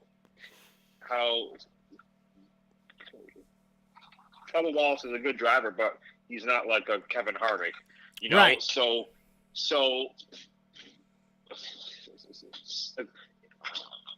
he knows, won the stage. He knows that car is the car he won. Went to Kansas with and won a month ago. So where he's at in his career, where he's at in his head, when they come out for turn 4, he is not going to lift. Well, I think I made a good point there in saying that he don't have enough experience or knowledge to know that he can. I agree, but in any event, if Bubba Wallace, he cannot lift, man. he just can't do it because he's not good enough. But it's interesting that remember at Kansas where he did win, he hit the wall early in the race and still won that race. Right. But, I mean, he hit the wall pretty hard at Vegas. Yeah, well, hit the wall, so hard it broke the steering, so. I mean, it's true. Yeah, Why? I want to ask you something, Kevin. Why does nobody want to call in and say hi to me? Is it because I'm white? I don't think that has anything to do with it. I think it's 12:30 at night. It's 1 o'clock in the morning. It is. You're right. It is almost 1 in certain areas. And it's Thursday. It's Thursday. I agree. All right. We will end the poll early on this. Let's see what it says. Is Kyle Larson a dirty racer in NASCAR? Question mark. We had 16 voters. 81% said no. 18% said yes. 81-18. 51 is 15. Donnie Shots Illuminati. I don't think it's a Donnie Shots Illuminati. 18 and 81. Why is it 1881? Is Kyle Larson Illuminati? I think it's the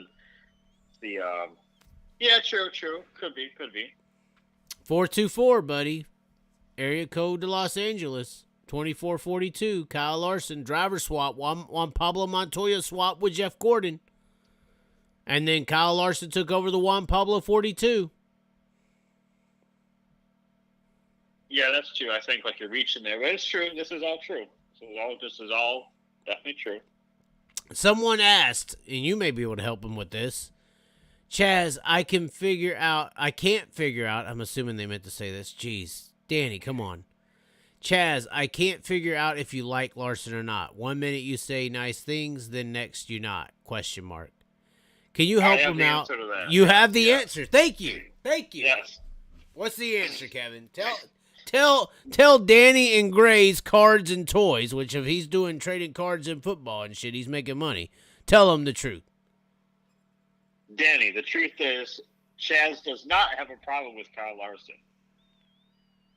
The problem is with when you look at the local guys, those guys are fans of the local drivers, and now they're only fans of Kyle Larson. Trickle. Don't like the local guys anymore. They only watch Kyle Larson. That is Chaz's problem. And they praise him like he can do no wrong. Like he can't come off at turn 4. The only way you beat Kyle Larson is the car was bad. The setup was wrong. No one can beat Kyle Larson. No one can be better than him. Chaz. Your point, Chaz, do you remember one time he went and ran a 410 somewhere? I don't quite remember. And you said the driver there, hey man, you beat him, and he responded to you, well, I beat him because even the own racers are fucking fans. I know. Even their own racers, they beat Kyle Larson. They still don't think they're good enough. They say, well. Here's the problem. That night. That's why he beat me. Here's the problem. Why can't you beat Kyle Larson? The problem is that Kyle Larson casts a huge shadow on every open-wheel dirt racer in America. You could be the best open-wheel, and late models, they don't have this problem. This is why late models, I believe, race for so much more money, is the fan base views the superstar of late model racing as a dirt late model fucking driver. Whereas the superstar of sprint car racing is the cold trickle. It's Jeff Gordon, it's Tony Stewart, it's Casey Kane, and it's Kyle Larson. It's the one guy who gets selected every 10 to 15 years. It's no coincidence, in my opinion, that once Jeff Gordon went out, Kyle Larson came in. There's no coincidence to me in that. I think it's different when Kyle Larson come around because you have the power of social media, which is, I'm sure that's helped his career out. But what I'm saying is, like, the role was filled. The role was filled. The California Young Gun Sprint Car Racer of Cole Trickle, the role was filled with Jeff Gordon. Then the role was filled with Kyle Larson in sync. In sync with the Illuminati. With the Illuminati, because Jeff Gordon did the driver swap with Juan Pablo at Indianapolis, and then guess who came in and drove the 42 car? The driver swap, Kevin. In 10 years. The driver swap. Well, fucking these people, Illuminati, they run the fucking world. They 100 years in advance. Okay. Okay, hold on. Let me ask you something. Kevin. No, fuck you. Fuck you, Kevin. Let me ask you something. Honestly, you tell me. Who took over the 25 car for Tim Richmond at Rick Hendrick Racing? Who took it over? You know NASCAR. Who took over when fucking Tim Richmond went out in the 25 fucking Rick Hendrick car? Who came in and took over for him? Darryl Waltrip. He was the... No, it wasn't Darryl Waltrip. It was Ken fucking Schrader. No, it was not Schrader. Marty just said it in the comments. Ken Schrader. Ken Schrader came in and took the 25 car from Tim Richmond. Now you tell me, Kevin, who fucking hit Rowdy in the door at Turn 4 Daytona and killed Rowdy? Rusty Wallace. No. What car ended up in the door of Dale Earnhardt Sr. at Daytona in 2001? Ken Schrader. Ken fucking Schrader. All right? You tell me how Illuminati knew. How'd they know if they don't tell? Okay. You gonna tell me it's Scientology? Okay. Hold on. Here's another fucking deal for you. In the whole motherfucking movie of Days of Thunder, Cole Trickle was a rainbowy yellow and green fucking car, just like Jeff was. You love Jeff Gordon. I know you do it. And then the fucking first scene we see of him changing that rainbow car into the orange, red, fucking white 46 was at Daytona. That fucking wreck happened. Yeah, boy. And in real life, Jeff Gordon was what for how many years? A rainbowy motherfucking 24 car. And what race did he switch? To the fucking flame car. What race was it, Kevin? What race did Jeff Gordon switch to the flame car for the rest of his career? 2001. How'd that happen? And then how the fuck did they know that the fucker that was going to challenge Cole would be a cocky motherfucker in a blue and yellow 18? Named Kyle Busch. And then you tell me something. Here's the fucking nail on the coffin, Kevin. Here's the nail on the coffin for these Illuminati motherfuckers. Here's the nail on the coffin. Oh my God. When after Cole had his wreck, right? He came back. The second coming of Cole. The next new version. Who did he race for? He raced for Rowdy, right? In the mellow yellow 51, correct? Right? Yeah. Right. What fucking car did Kyle Larson drive? What fucking car did Kyle Larson drive, Kevin? The 42 car owned by who? Earnhardt Ganassi. He looks about us. Earnhardt Ganassi. Dale Sr.'s fucking team. It was Chip Ganassi. It was Earnhardt Ganassi. It was Earnhardt Ganassi when they merged. Yes, that was. And the 42 car that number is named by goes all the way back to Felix Sabates and the mellow yellow 42 that cameoed the 51 car in the fucking movie. Oh, okay, I just got something to say, Chaz. What do you got to say, Illuminati fucking bastard? Well, by the way, we got 51 concurrent viewers, so go for it, Rowdy. If talent, you're going with talent, right, Chaz? What? If you're born with talent to drive a race car, right? You know how some people got it, other guys don't. Same as how Tim Tebow tries, he might just couldn't throw like Tom, and that's just how it is sometimes. So, using that model, Chaz,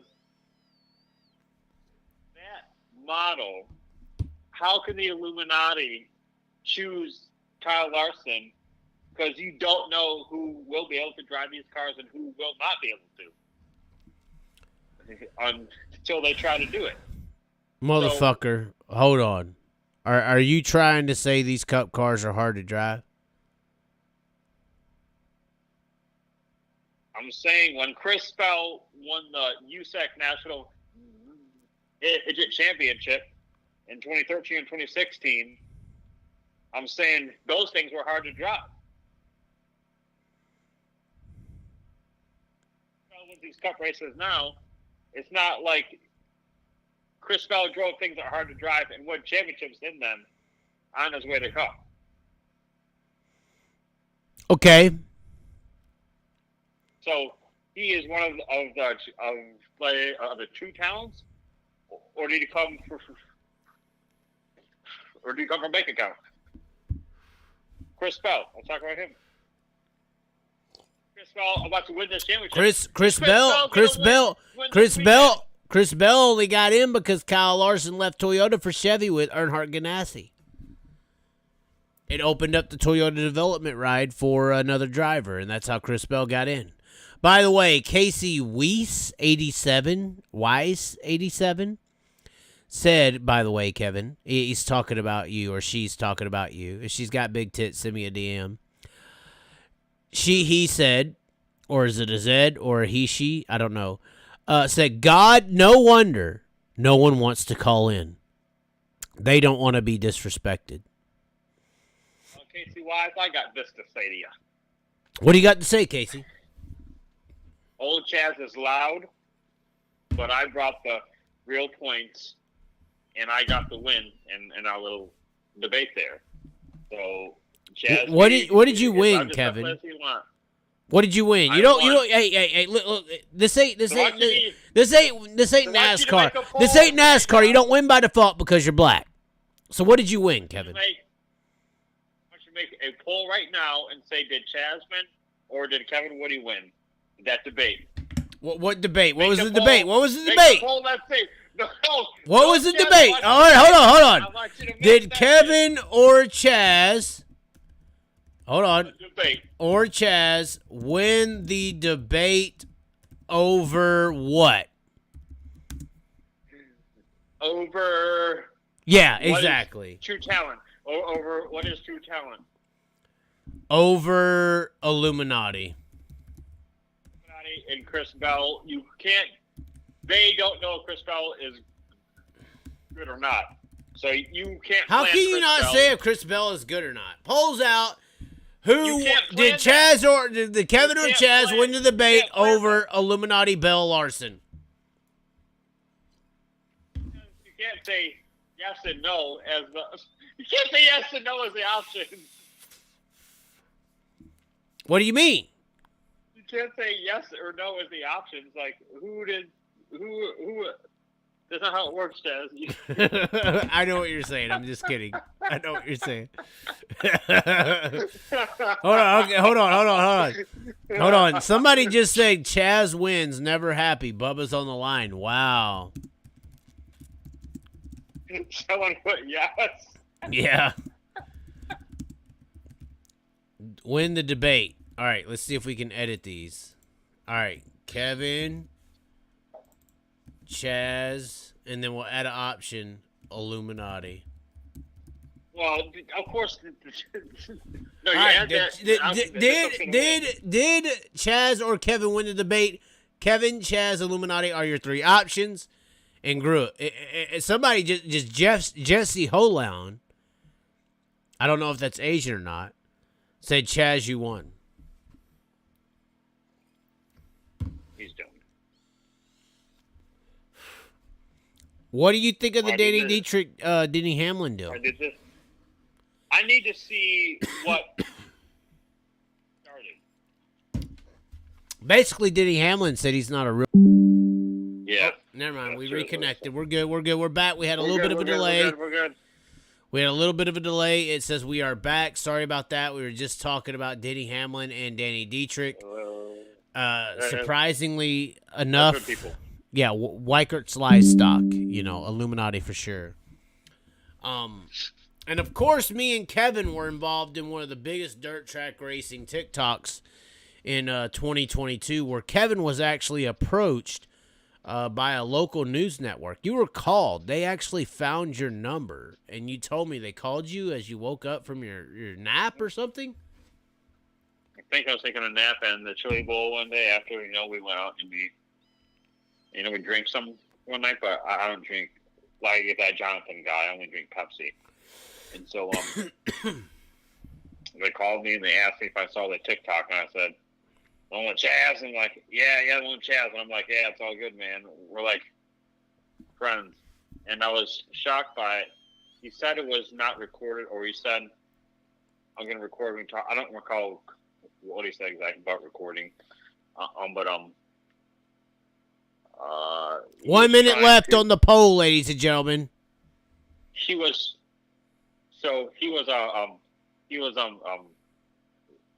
fishing. You're gonna be honest. Oh, really? Not to use a Bubba Wallace term, but he was fishing. No, it's the exact same term. He was trying to fish for something, and his man didn't get it. That's funny.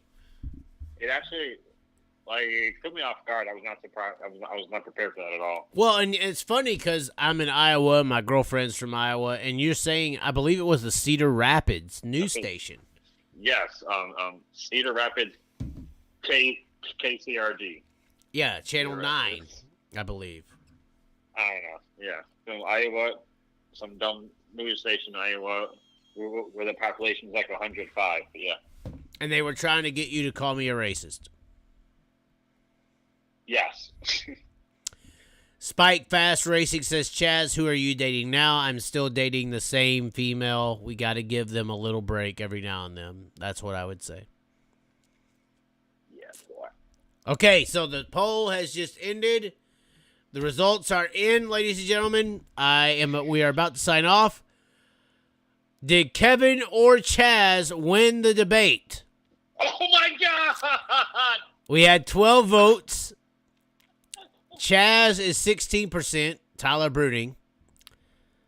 Kevin is 41%, David Gravel and Jeff Gordon, Illuminati. And Illuminati is 40. So you and Kevin, apparently, according to the voters, you are Illuminati. That's how I would see it. It seems like these last I've been struggling in a race program. It's expensive, but now I got the win at Bloomsburg. It's You did get the win. Are you going to Australia? We're about to wrap this up.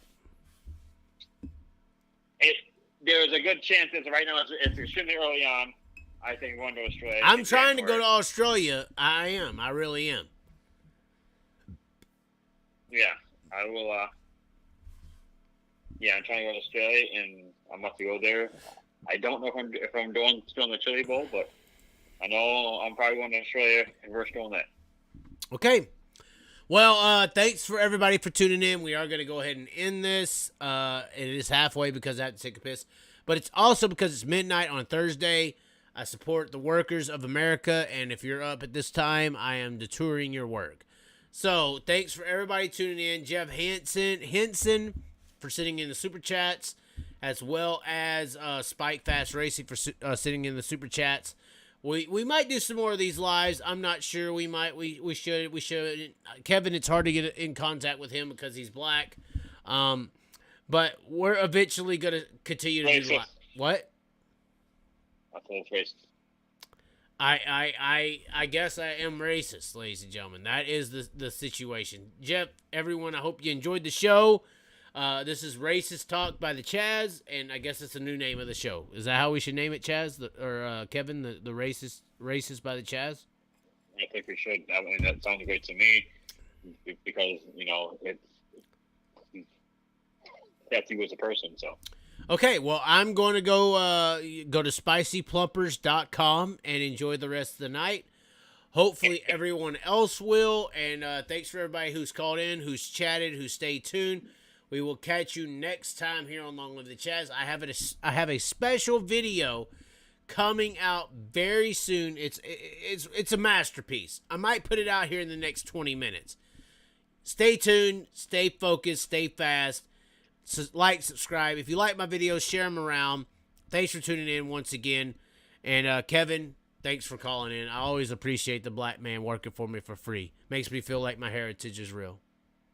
I'm getting paid next time. Is that what that hooker in Las Vegas said? She got paid. Yeah, the bunny ranch, tips. right? Yeah, exactly. Do you want me to tell them all the dirt? We got some Epstein shit here. We can blackmail your ass. Hey, man, Chaz, I hope you're going there again in a couple of weeks. I hope we go again. Okay. Well, thanks for tuning in. We'll catch you next time. Thanks for tuning in, guys. Seriously. Like, subscribe. Go get a hat. The Flex Fit. If you go to the Chaz, longlivethechaz.com, you go to the Chaz section, you're going to see a Flex Fit, but it's closed cap. There are new Flex Fit mesh hats. I love mesh hats, so I can, nurture the old receding hairline. Flex Fit mesh hats. I have customly select the gold. This is a dark camo. I like them a lot. Go check them out. Go pick one up. I only make like $2 a piece. I really just like seeing my hats out there. If you buy something of me, anything of me, go and take a picture of them in the mirror, something like that, something you put on Tinder, and tag me in it. I'll share it around, put it out there. Thanks for tuning in. We will catch you next time. Spike Fast says, I'll wear that while I wreck some honey. Okay. All right. We are done. Thank you, ladies and gentlemen. We will catch you next time here on Long Live the Chaz's YouTube channel. I'm drunk as fuck, bro. What the hell?